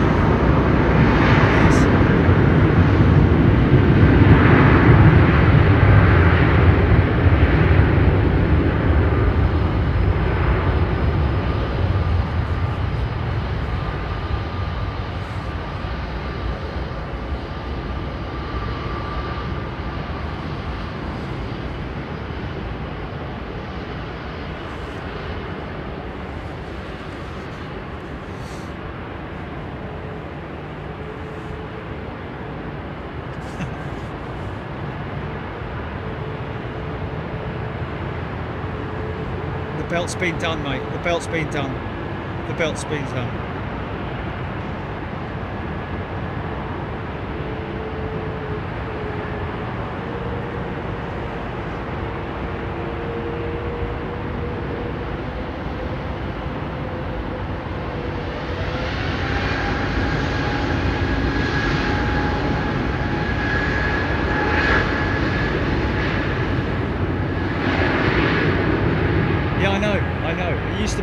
It used to be a dry belt, now it's a wet belt, and the wet belt was done 6 months ago. It's not knocking noise. Yeah. No, that is definitely the wheel bearing. It is definitely the wheel bearing. 100% left hand offside wheel bearing. Near side, sorry. Most definitely near side bearing. I know the sound of a worn bearing. And also the wet belt was done. But thank you anyway for that.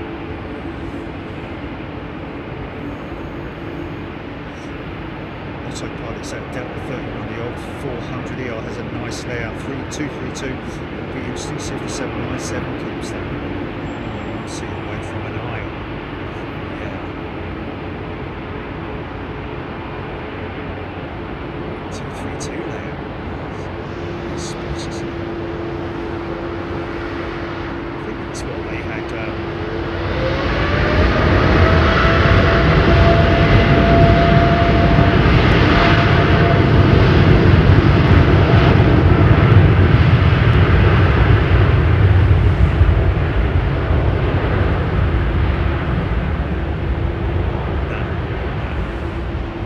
The oil's not contaminated. I saw that yesterday as well, and it's absolutely fine. What the problem is the age of the oil. I think it's just very thin now. It doesn't look, you know. There was no contamination in the oil either. Yeah, exactly. That's the first thing we need to do is get the oil, get the transmission oil done. Here we go, big lad. On your way, son. On your way. Oh, listen to her.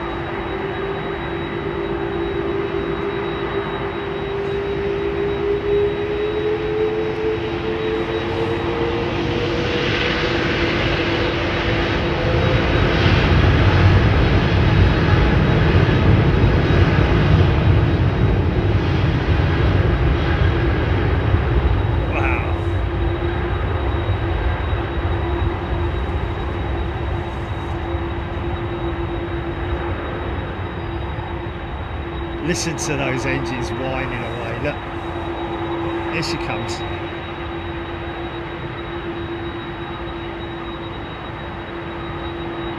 She's hanging for that 320.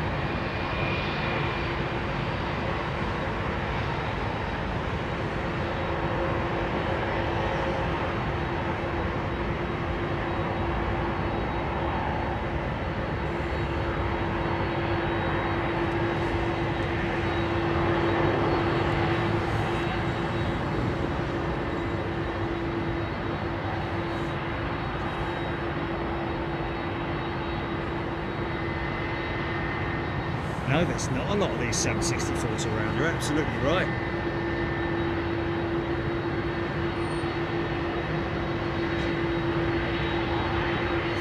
Brian Stewart, no, I don't think I have flown on 767-400.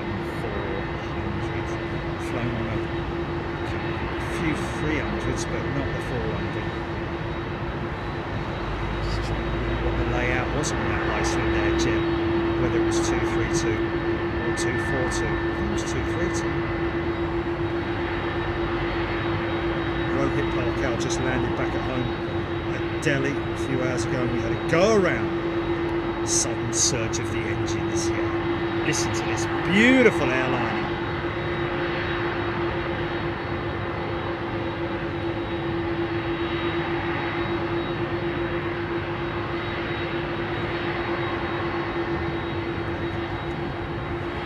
Thank you, John O'Godley. Guernsey flight from Heathrow. That'll be taken from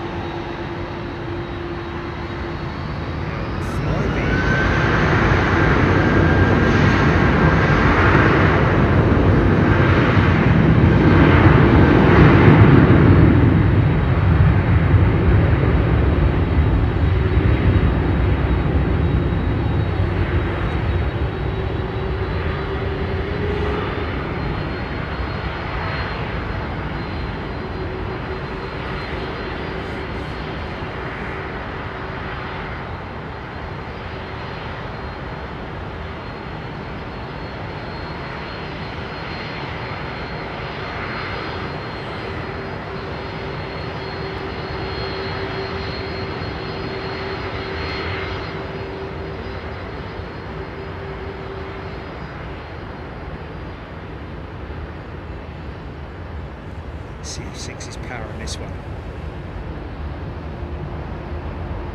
Look at the angle, the rake on it. How much lower the nose is compared to the tail. Crazy. Like the A330 in a way. Vinny, the full engine sound from the 767. Relaxing.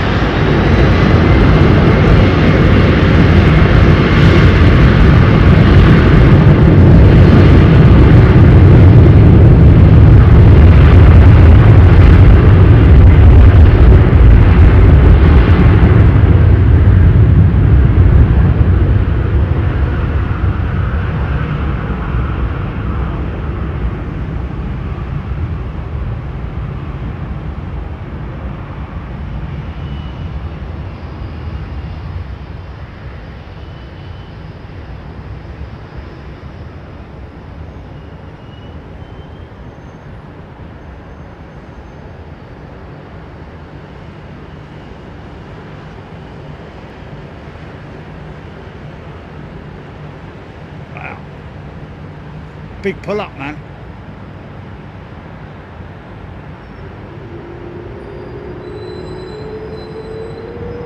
Oh wow, look at this.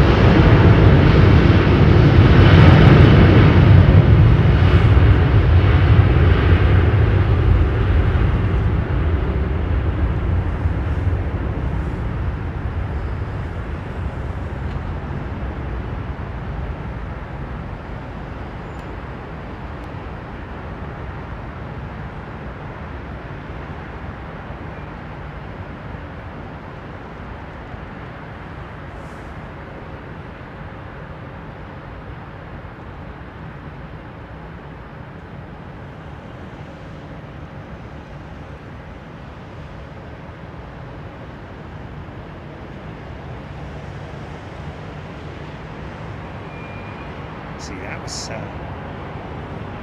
was nicely timed. Gear retraction on that 787.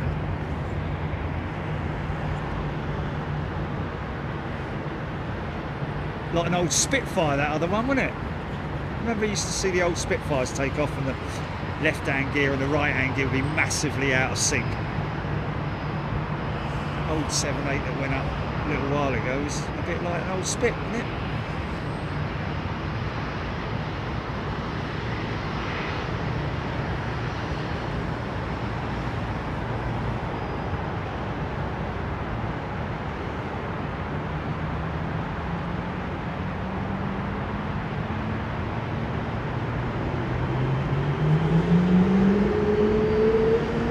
N1 pressure's up. Boot it. Go on.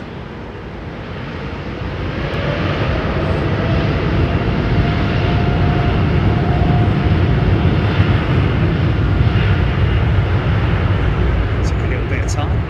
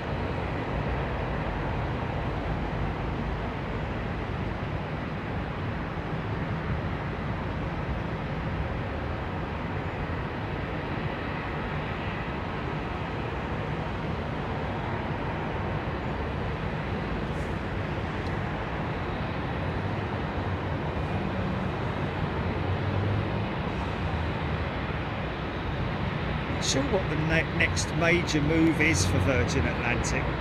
Obviously they've still got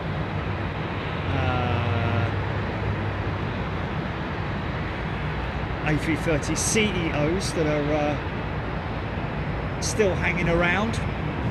A bit like that one there. I think 3 of their CEO jets have gone to Thai Airways.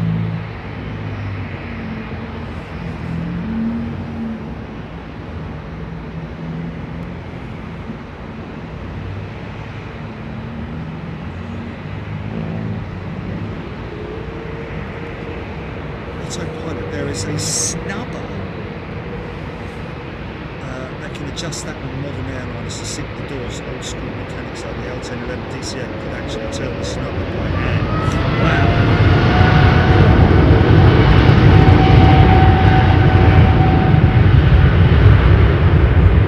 This whiny set of treads.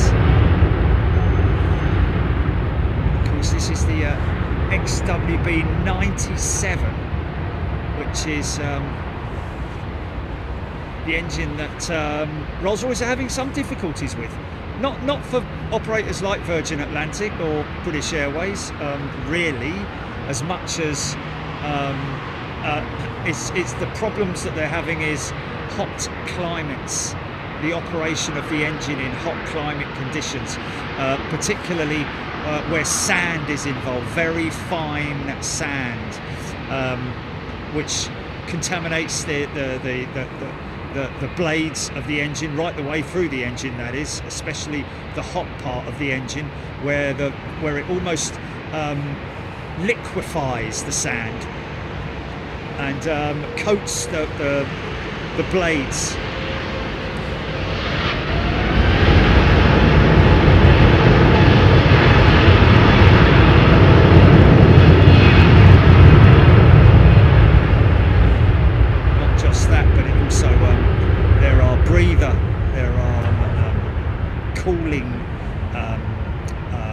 Almost like a sieve on some components of the engines, and the blades even have very fine cooling veins and stuff like that, and the sand can block those cooling veins or contaminate them, just reducing the overall lifespan Not so much the lifespan, but the time on wing, as we talked about earlier, which is, you know, you need time on wing.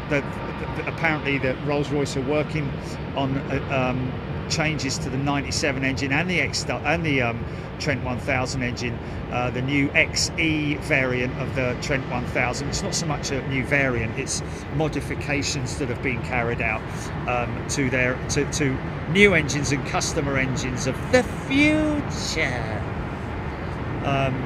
But yeah, so Rolls-Royce working feverishly to improve the XWB-97 so that they can sell the Trent, the Airbus A350-1000 to Emirates, because they're continuing to lose orders with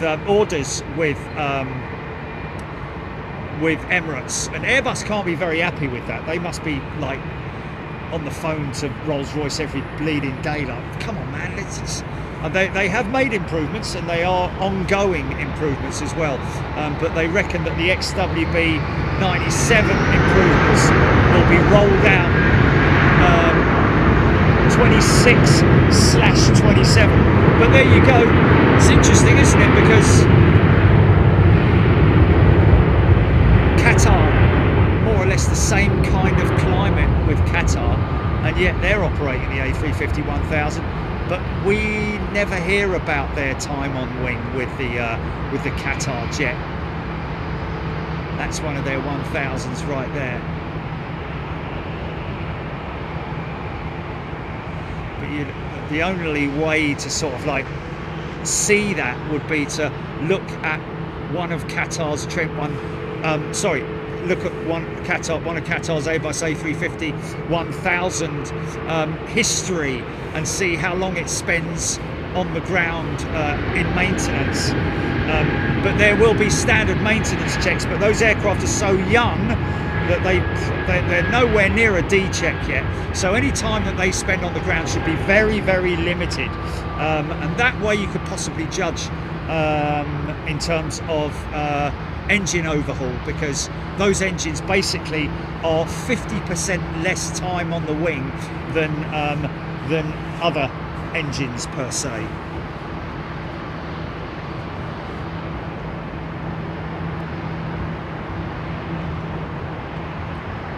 Kevin Hillier, autopilot, XWB-97 is being pushed to its max. N1 temperatures out of hot and high.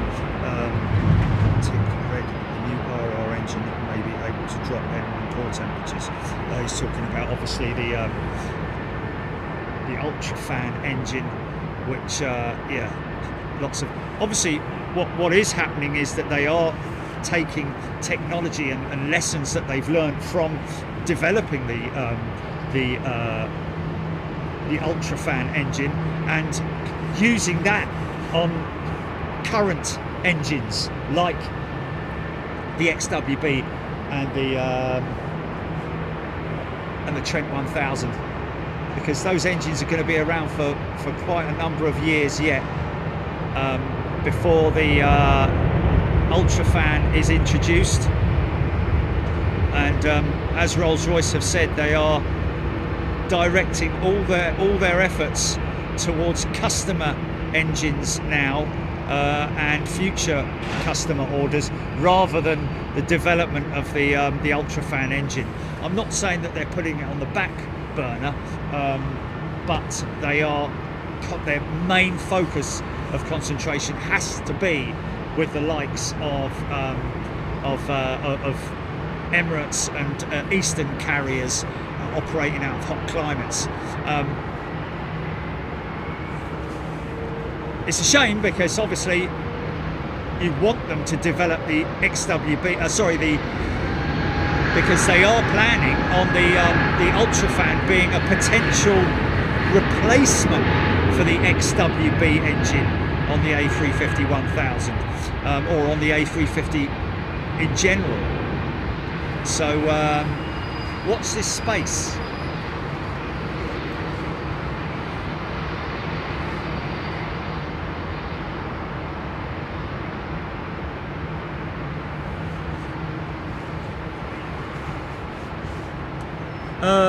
Rich 880 cycling. No, that's what I've read. Basically, everything that I've read is what I'm talking about with Rolls-Royce, and some sort of like basic, obvious things that you can assume based on that information that you're hearing from.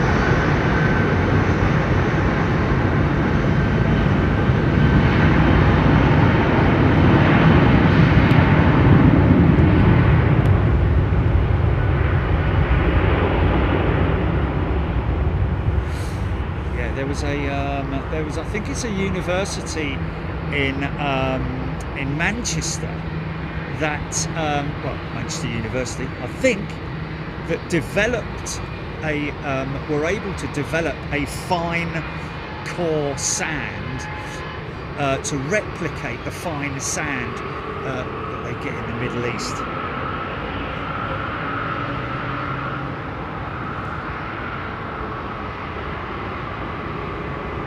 That's a beta 3-pointer. Tuning in from the Lurkers Lounge. Hello to you. Vinny 90, love to see 787s and 350 BOAC livery. If you're going to see one, I would have said the 787 because it's got that very comet look about it, hasn't it? The nose.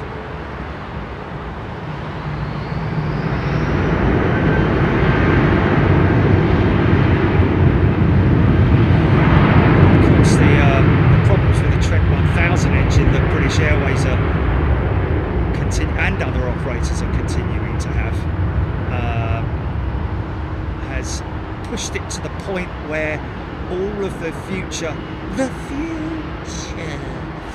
787 deliveries with British Airways are going to be Gen X powered and not Rolls-Royce. That's a real kick in the nuts for Rolls-Royce, isn't it? That's how bad it's got for them. That their main supporter throughout these years, I would have said, is British Airways. And they've dumped them for General Electric. Had enough.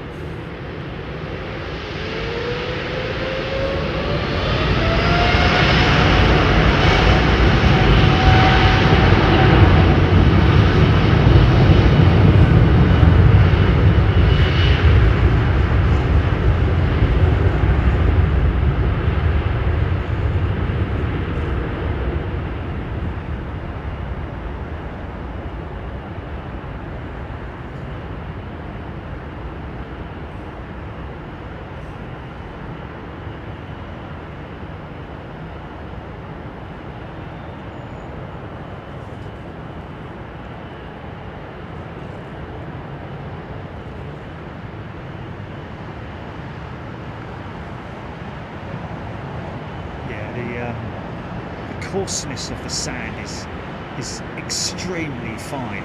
I mean, you're also almost talking about talcum powder kind of grade, very, very fine powder, more like than harsh sand that you'd find, you know.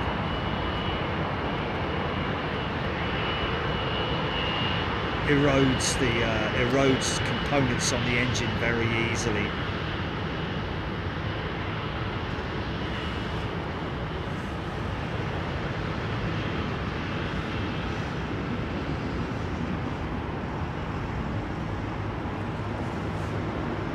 Vinny 90 787s would look stunning.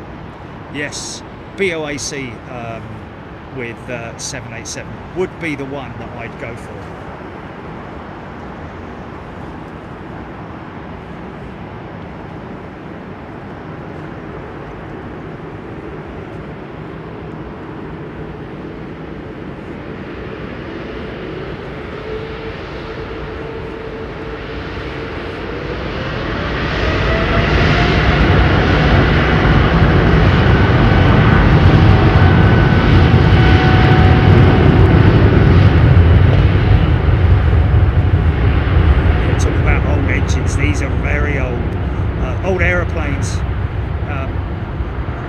The thing is that the engines are, when we say old engines, they're not old engines because the components are all up to date.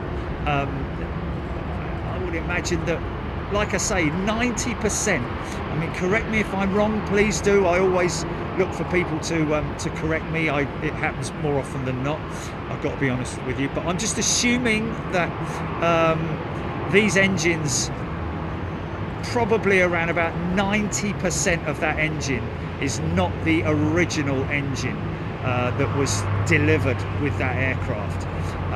Because obviously, like I say, engines come off the wing, they get overhauled, they get repaired, etc, etc.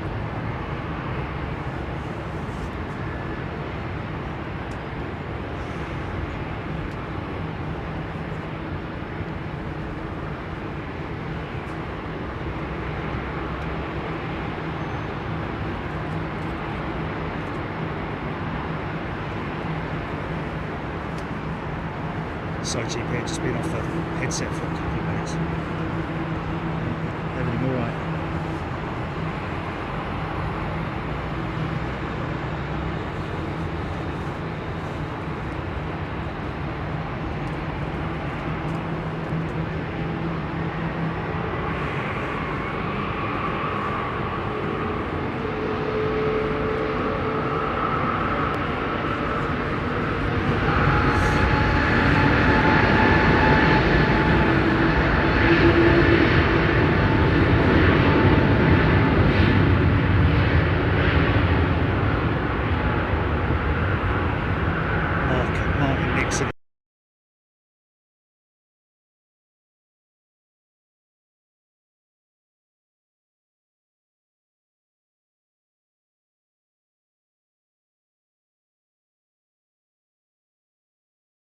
Having today then, is it? Just say when it comes back on, yeah? Sorry folks, that's nothing to do with us. That's a technical issue with our delivery system, let's put it that way, which is called core. The server. It's the server basically. It's not the company core, it's the server. It's just the server, yeah.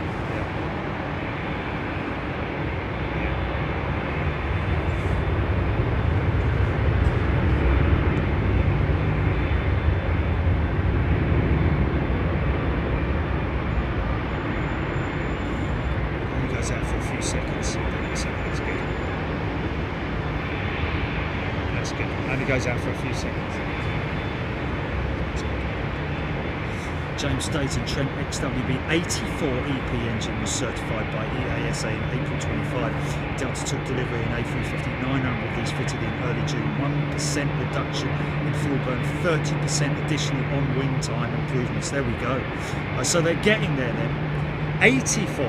Okay, the Trent 84 is, the XWB-84 is what's on the A350-900. And they are rolling the 350-1097.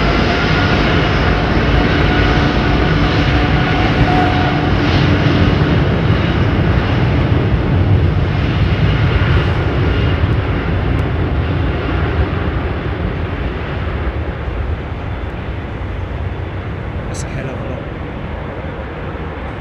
30% additional on-wing time.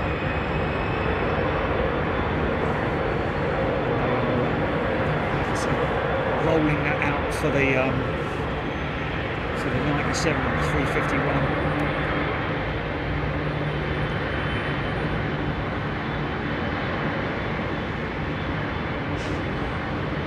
So at the moment, really, the only other option for operators is the Gen X engine, really, to be honest with you. GE90 is still in production with the 777-200, of course, but in terms of engine options on the 350, it is just the XWB Trent 97.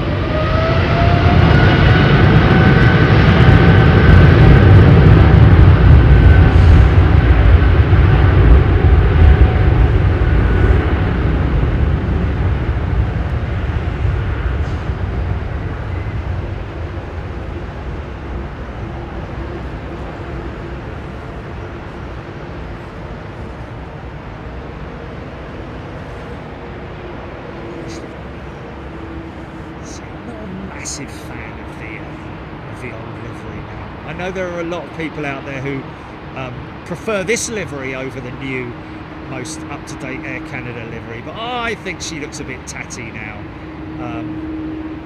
Probably look fantastic in her day, but just the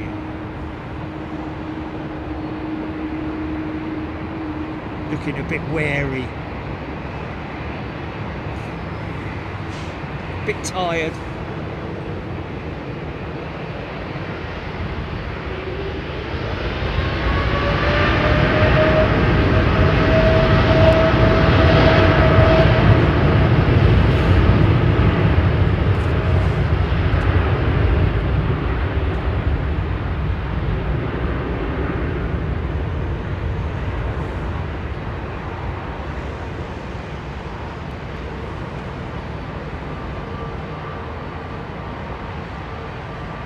Same wing on the 787 all the way through the range, I believe.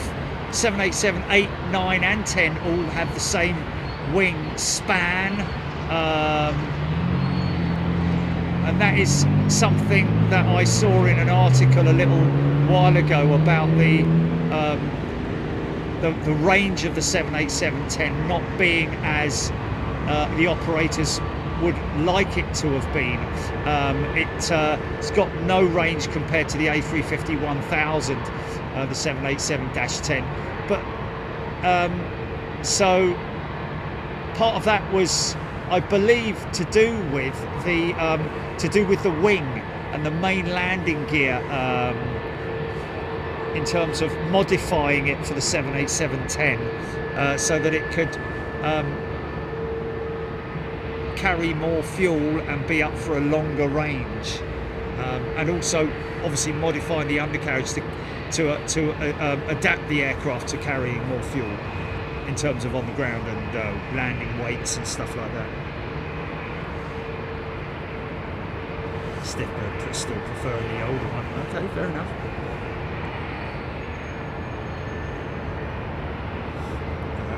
Yes, very true. It's much the same with a lot of operators with their liveries.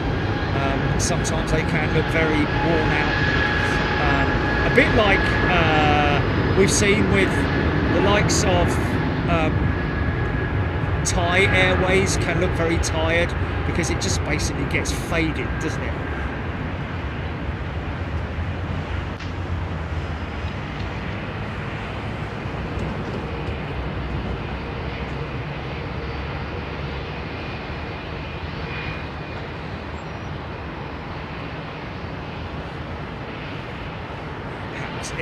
This sort of like technical problem happens once, literally in a blue moon, doesn't it? Very rare that this happens. Yeah, very rare.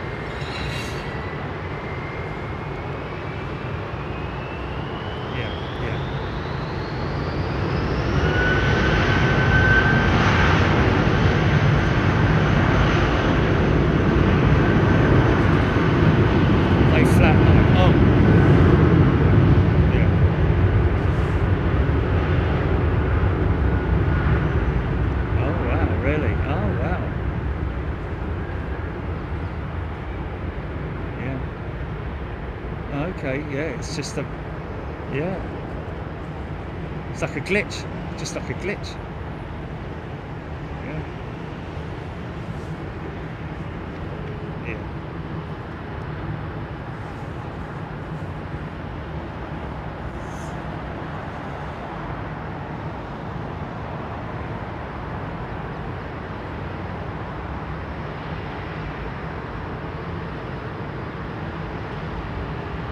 Yeah, that's a good point. Yeah, Steph Bird's saying about de-icing and anti-icing fluids will most definitely affect an aircraft's paint condition. I would imagine so.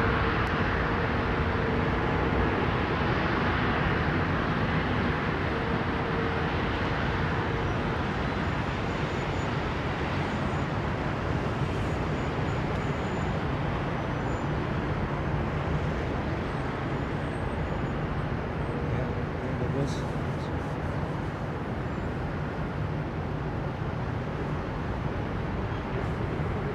There was a problem with that one. There was a problem with that one.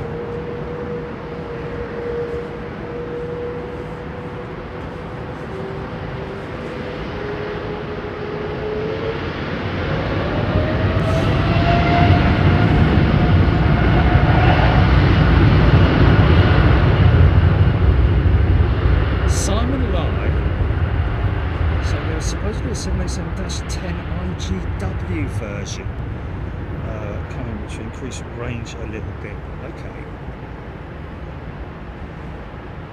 Customers who have long over-water routes like Air New Zealand. Interesting. IGW, I haven't seen that.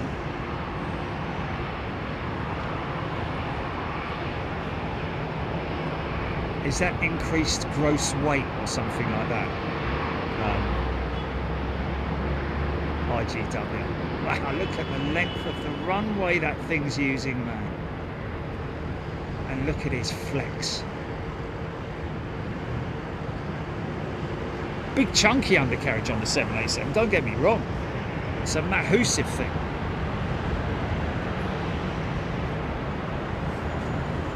Get on, get!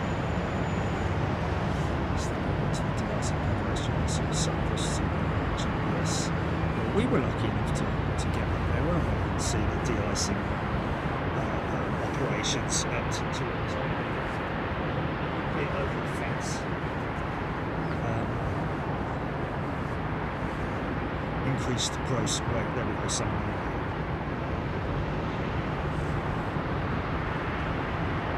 So maximum takeoff weight will increase everything, and that will be fuel, passengers. Well, no, it won't be fuel. It won't be passengers. It would be just fuel, wouldn't it? What changes are they making over there? That's interesting. Maybe a revised wingtip or something like that?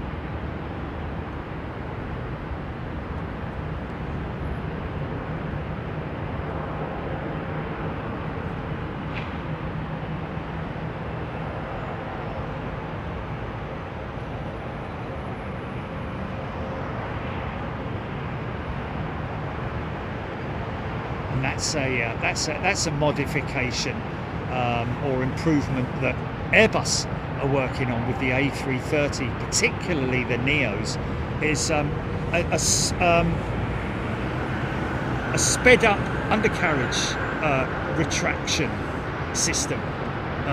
Supposed to be saving it around about 3 seconds or something like that. Doesn't sound like a lot, but in the grand scheme of things, oh hello beautiful, hello. It's a dreamies.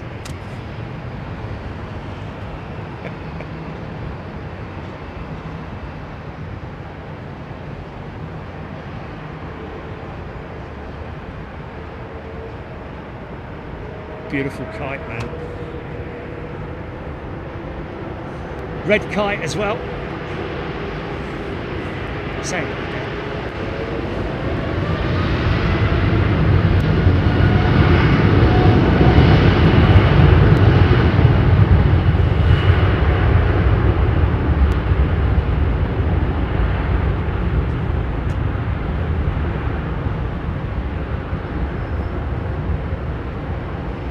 Primary feathers, man. The way she uses her primary feathers. Yeah, control.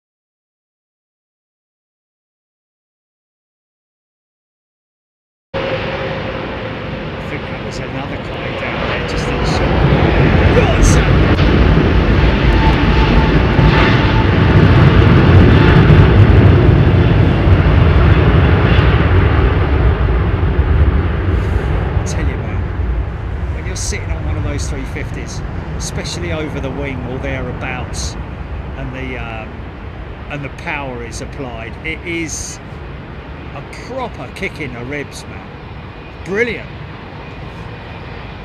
You're thrown back in your seat. You can hear all the overhead bins as well, all the stuff shifting in the overhead bins. Crazy noises.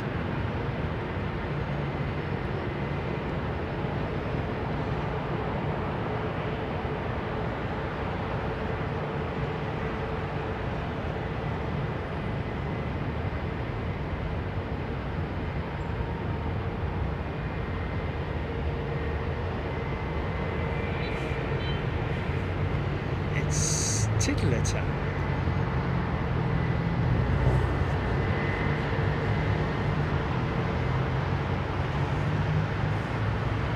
We'll see in Austin.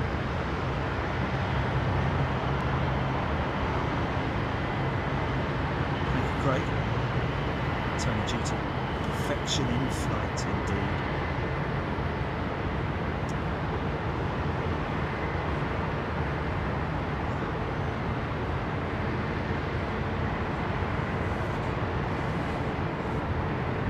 Carlos Fogg flew the 350 for the first time last week from Singapore to Sydney. From a passenger's perspective, I think probably one of the best aircraft I've been on. I'm a Boeing guy, but the A350 was great. There we go. There you go. It is a super aircraft. And of course, it's not something that you massively notice unless you fly both types regularly. The cabin on the 350 is most definitely more spacious and wider, but like I say, with the probably with the 777, it's got lower bins on it, which kind of I think that's what Airbus have done. They've sort of like raised the bins slightly so as to give more headroom and give a more feeling of a spacious environment.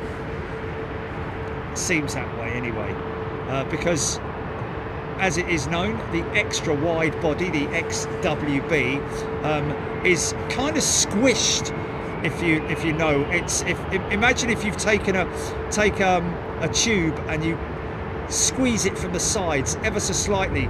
If you look at the profile of the A350 fuselage, the cabin almost has slightly more straighter edges than the tube of a traditional jetliner, like the 777, for example. So they've raised the height of the ceiling, basically.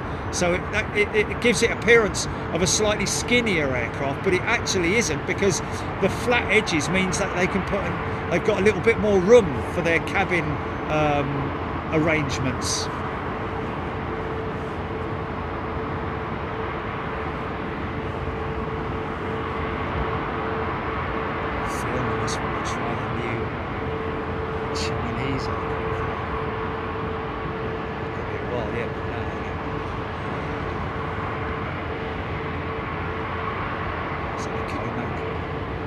C990 or C919, I think. Got copies of them at ARD, believe it or not.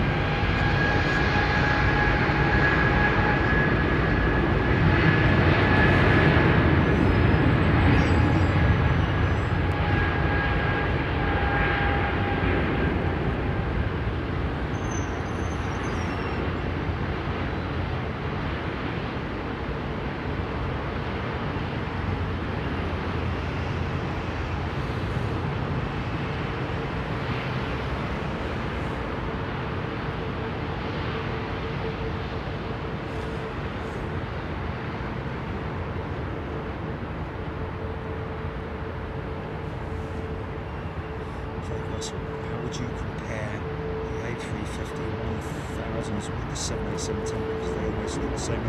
Well, Craig, that's what I thought last week, but I heard that the 787-10 is, I thought it was the same length as an A350-1000, but somebody said on the show the other day. I haven't actually looked it up, you know, but I thought the 787-10 was the same length, more or less, as the 351.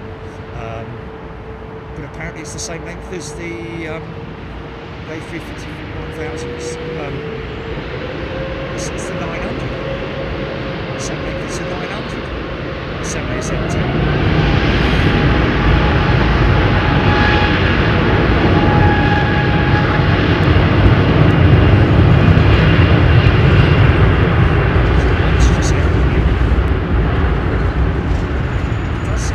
Definitely look the same in terms of its fuselage length, the A350-1000 versus the 787-10, but I'm led to believe I'm incorrect.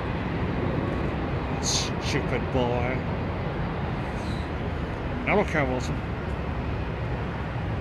Call the men in, will you? Very good, sir. Would you mind falling in?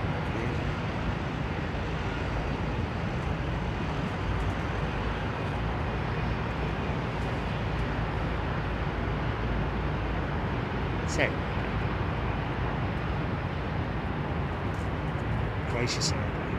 Of course, we're very proud of our Airbus heritage here in little old Blighty. It's about one of the only things we got wings assembled in Broughton, but also at Filton, I believe the A350 wingtip was also created at Filton or Broughton, one of the two. That is really cool, is it not? Don't need NASA to make our wingtips, mate. We do it all ourselves. Probably Americans will. Alan Q, £532 super chat. And Feel Nice, 1,199 super chat. Thank you, Alan. Thank you, Feel Nice. John Axon, 787-10 is about a metre longer than the 359. Okay. Well, how much longer than the 359 is the A350-1000? Sorry.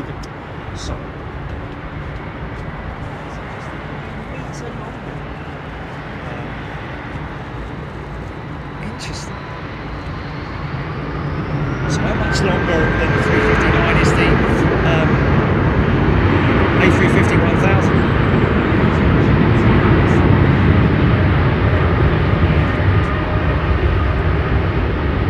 Trent 700s, 800s, sorry.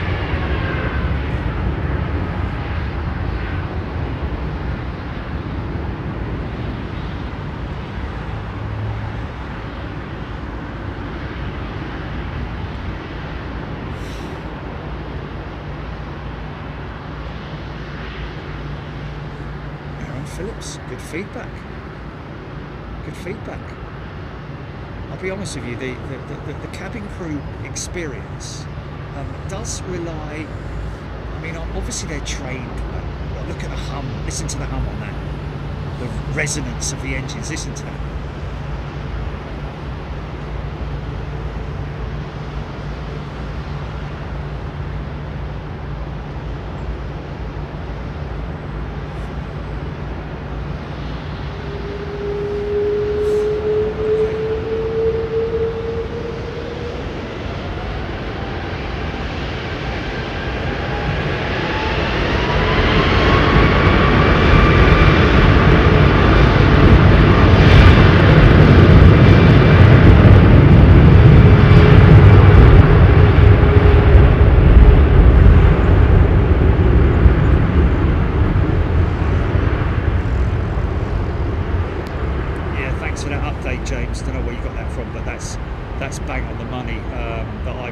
In terms of the improvements they're making on the 97. Got it a little bit wrong on the date though. I thought it was earlier than 2028. I thought it was sooner than 2028 that they were going to try and roll that out.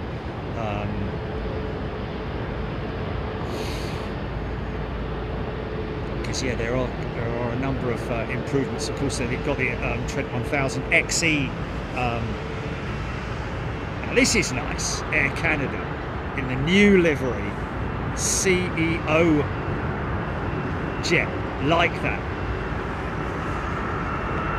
Okay, 350-1000, 7 meters longer. So wow.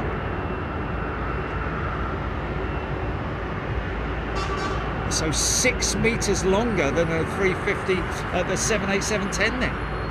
Wow, that's crazy. Why didn't Boeing extend it? I guess that's because they had to revise the undercarriage. And if you look at when the 787-10 versus the A350-1000 were both released, I think it was around about within a month of each other. So Boeing, they were in a race to get those aircraft to market. So I'm guessing in that rush to get them to market, they decided that they're not going to increase the fuselage length and thus not increase the wing span and undercarriage profile in order to give it more range. They'd sooner sort of like, you know, bring the aircraft to market. See, I was under the impression the 359 and the 787-9 were both almost identical in their operational envelope.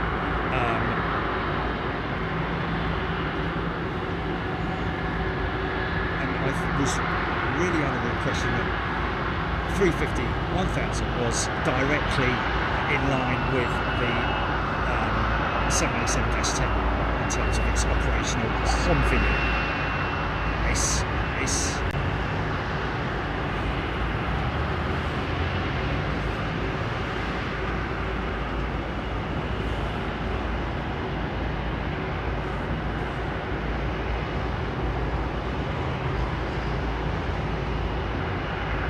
Yeah. 2 months apart last year.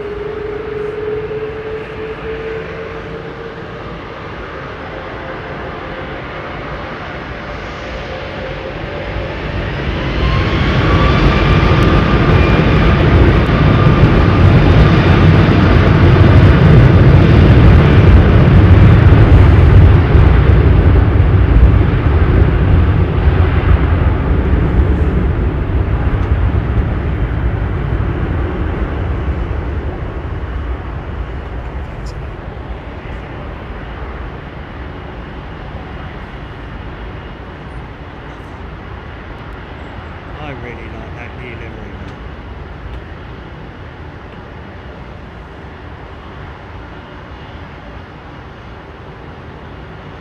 Just looks fresh. Mind you, she's a bit of a tatty old girl, isn't she? Look. Weepy windows, better, coming from the street. Weepy windows. Yeah, she's got weepy windows, all right, mate.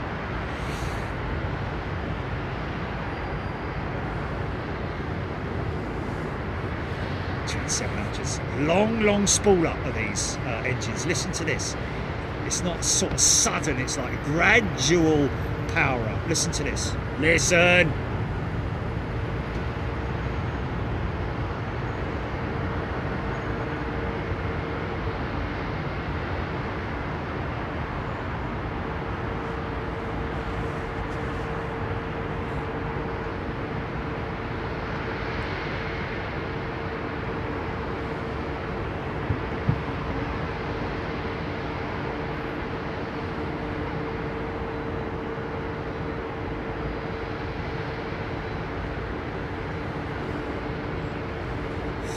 Carlos Fogg negative. 787-10 has a completely new composite wing. London.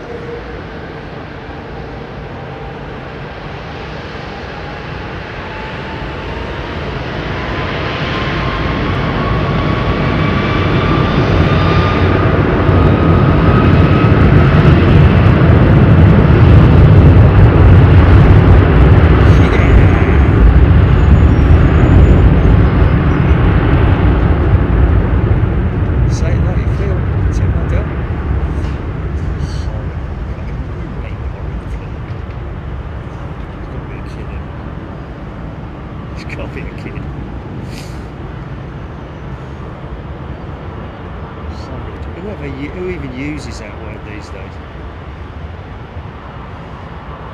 I don't know. All aeroplanes are beautiful, man. Every plane has its uniqueness. Looks about it. I mean, each their own and all that. Everyone's opinion, don't they? Horrid though. Really? I think it's lovely. Yeah.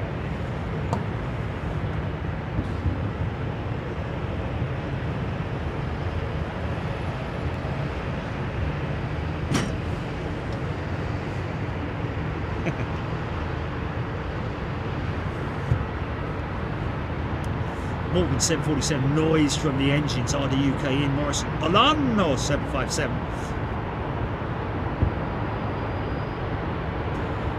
Heading Canada 777 longer, wingspan with great wingtips and folding tips is designed to increase lift and reduce drag, allowing for a higher, more efficient cruise altitude and range as well, of course. Let's not forget the range.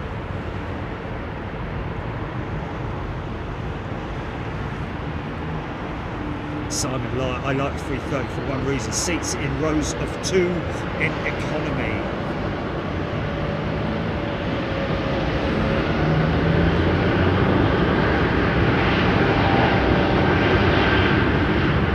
NEO. I think Airbus need to create a new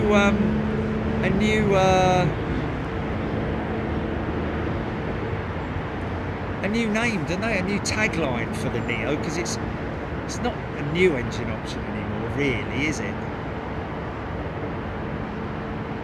But then again, I guess they're kind of stuck with it, aren't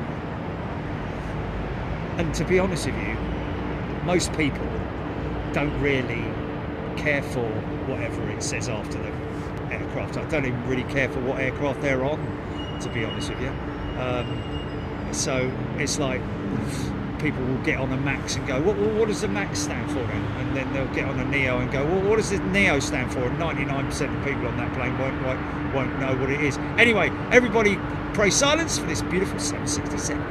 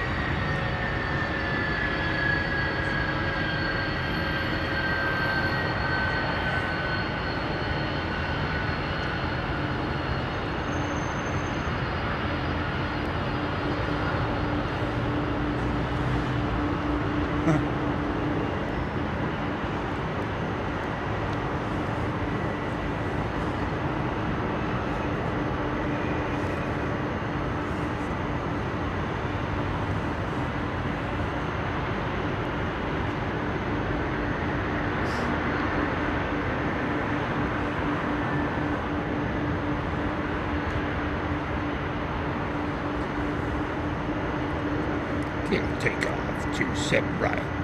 United. Anyway.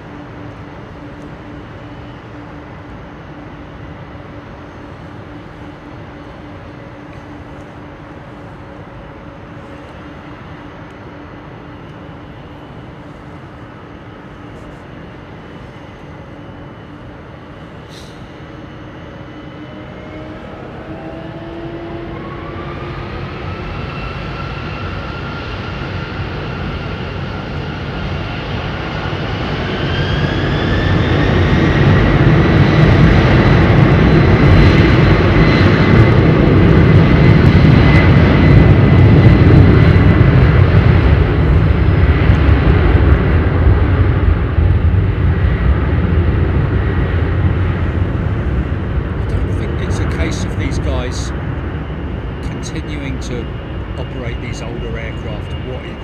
Why is it? I think the reason why is primarily down to availability of new aircraft and budgets as well.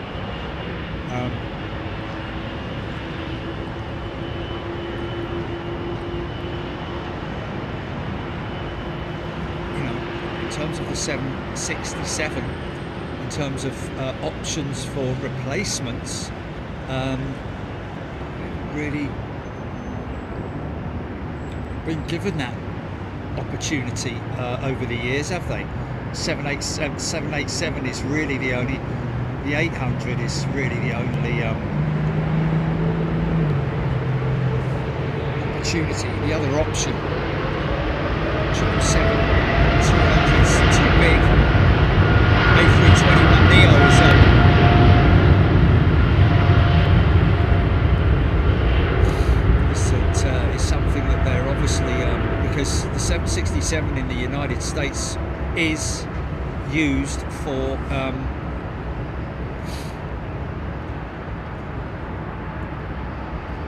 domestic flights as well, remember, which is why they operated such a lot of them, or do operate such a lot of them. So, you know, very versatile aircraft, don't get me wrong. But, it was a little bit early, that rotate. It was a little bit laggy, wasn't it? Was that a little bit laggy, that takeoff? Climbing nicely now. Right, another example of these incredible Pratt & Whitney engines. Listen to these things spool up. It's almost like the things are going to pop. It might not happen with this one though, but it did with the last one. Anyway, here we go.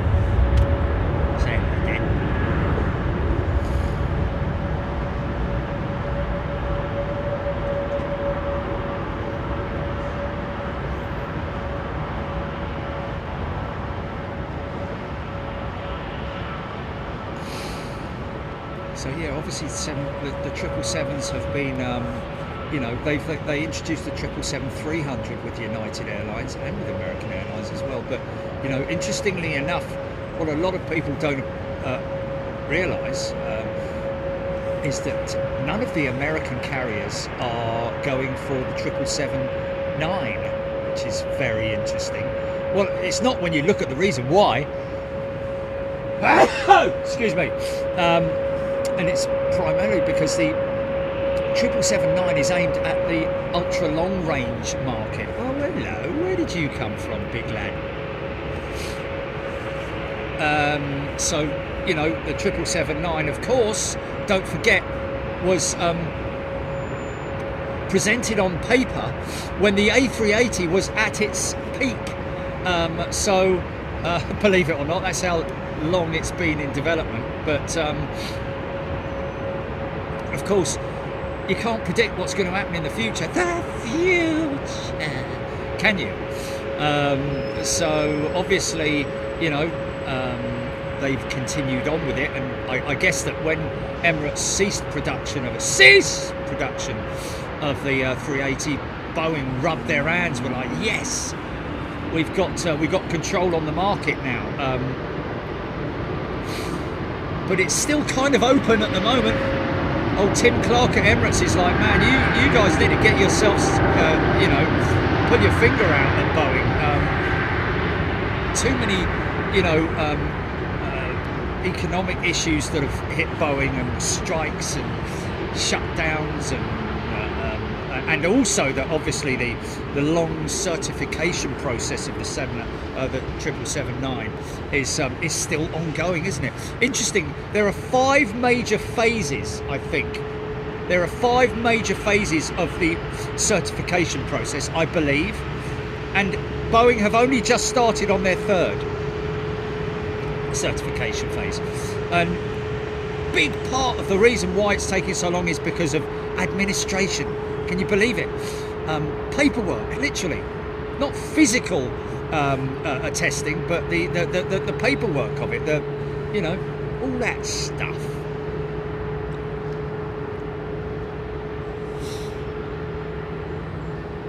I mean, the orders are strong. Don't get me wrong. Emirates placed another 65 orders with, I believe, with Boeing at.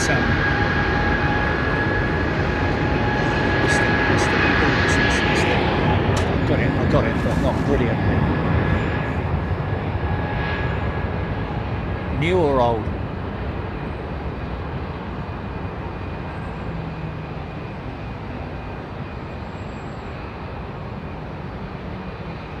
Yeah, you did, yeah. Oh yeah, I can see the yellow crane clearly on the tail.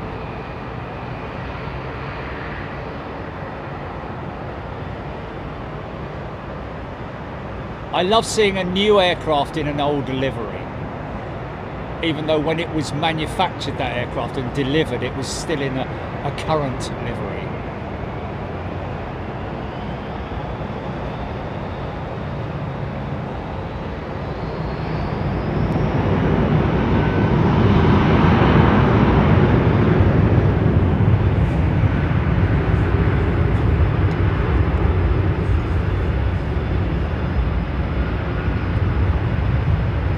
It's incredible, ladies and gentlemen. 270 Boeing 777-9 aircraft. Absolutely insane.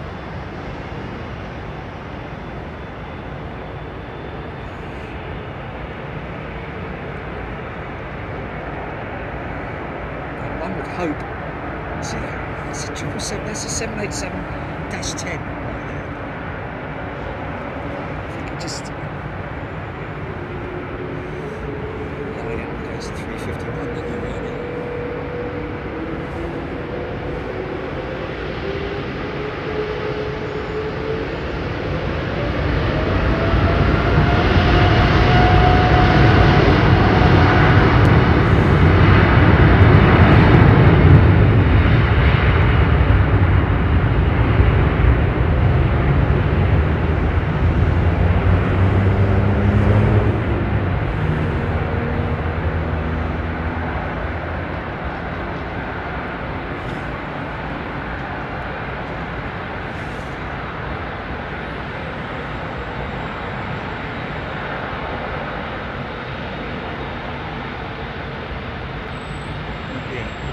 No 777-10 yet.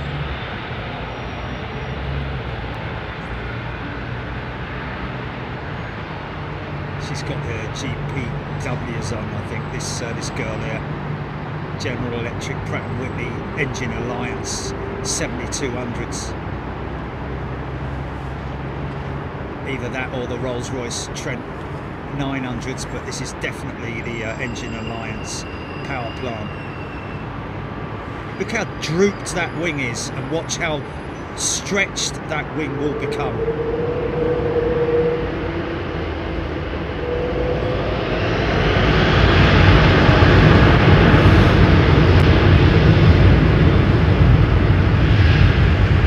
Start to see it pick up, even at a low speed. You see it straightening out already, and it'll go past that neutral point and start to flex upwards. It's a big flex, and that's why, interestingly enough, one of our members, Ty, came on the other day and mentioned about the fact that the outboard engines on the 380 are on the ground. When she's on the ground, they're slightly offset in terms of their angle of attack. But as the wing flexes upwards, the outboard engines come into the same alignment. Here we go. Now you can see the wing flexing. Really noticeable in the bank, but those engines basically come into alignment with the inboard engines when the aircraft's at the rotate point, and they're beyond and then throughout its flight, in order to maximize, give it its optimal performance on the wing.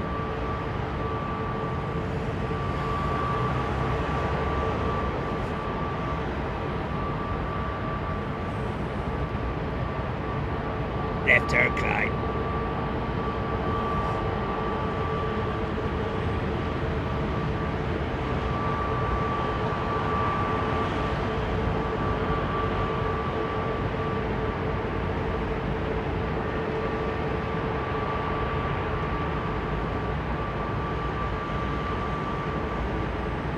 Now you'll see the outboard wing, the starboard wing, the right-hand wing. When this aircraft starts to straighten out, you'll still see the outboard section of the right-hand wing reaching above the height of the fuselage, just to give you an idea of how much flex these things have. At that angle right there, you can start really see the wing flexing. Now look at that. How crazy is that, man? It's banking away from us momentarily there. Might go into another bank. There it is. Now look how flexed that wing is, man. And it's even more massively recognisable when you're landing on one of those things and you're sitting over the wing, to see the whole wing just dip, and where you couldn't see, you now can. What? Captain Manny is in the house. Any news, Captain Manny, on the MD-11 progress of checks and return to operations?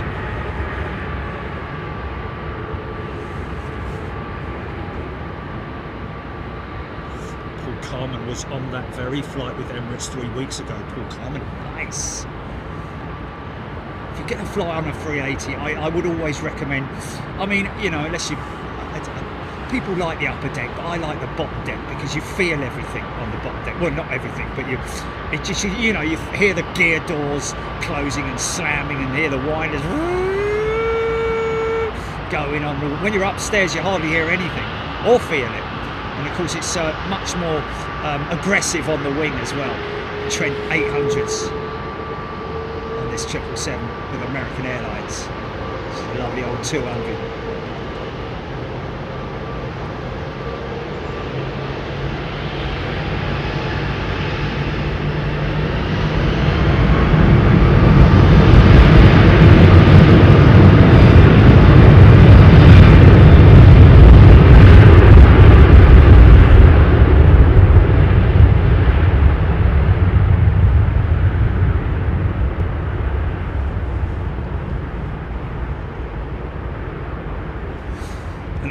You bet your bottom dollar that Airbus are working on the A350-2000 at this point, and that will be a revised wing, I would imagine, and probably a wider undercarriage and more fuel capability, etc. But the ULH Airbus A350-1000 ultra long haul, or ULR ultra long range, whichever way you want to describe it, is something that's already on offer to operators. And of course, it's going to be Qantas who are going to be the first to try it out, I think. What's here? Oh wow, Captain Manny. Cancelled all our December flying on the MD. The FAA and NTSB haven't figured out the fix yet. Could be months before something happens. Wow. I mean, just one little thing that I did notice in those images of the aircraft, the 4 different grabs from the CCTV where you see the engine detaching literally at the rotate point. I think that is when the engine pylon is at its most stressed, and you can clearly see that the engine has gone up over the wing, so therefore it's the aft part of the pylon that has failed, because the engine has just flipped up and over the top of the wing. I think it would have been a lot more sort of like, because the way it flipped up and the sort of like height that it got, I mean, those guys didn't stand a chance, mate. Right at the rotate, I mean, just 30 feet is all they got apparently. Terrible, terrible. So I'm pretty sure it's related to the aft pylon mounting. That's my thoughts about it.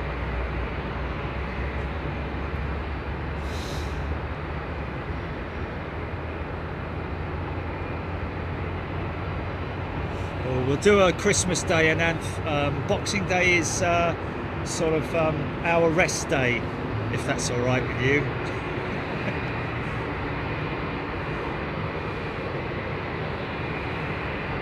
Christmas Eve is a Wednesday, is it? Okay.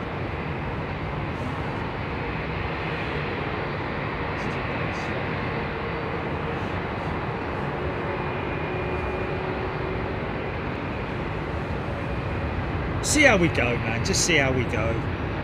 See how we go, Ananth. We'll never say no, but you know, you know.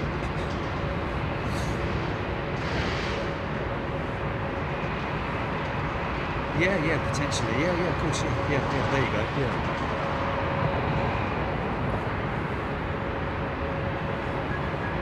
Yeah, good point, Julie. Boxing Day is on a Friday, isn't it? So, so that means that it will probably be a show from base, I'd imagine. Sim show on air, that kind of thing. Bit of this, bit of that.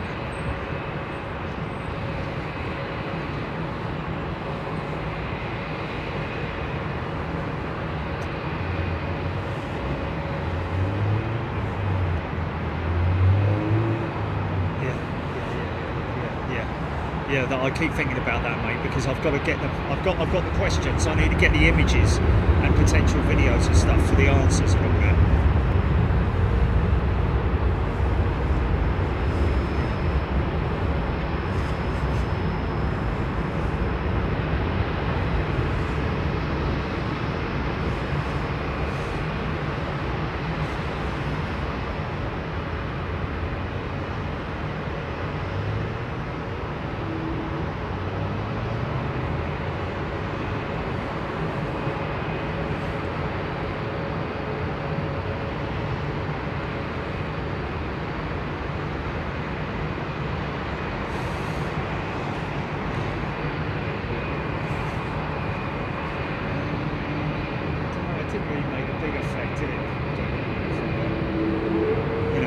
Of like bad feedback and all that.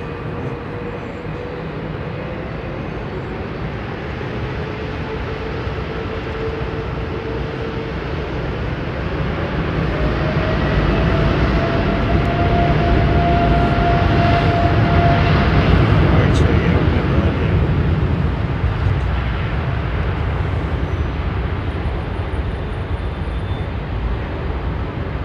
yeah. Yeah, they weren't thinking of us as a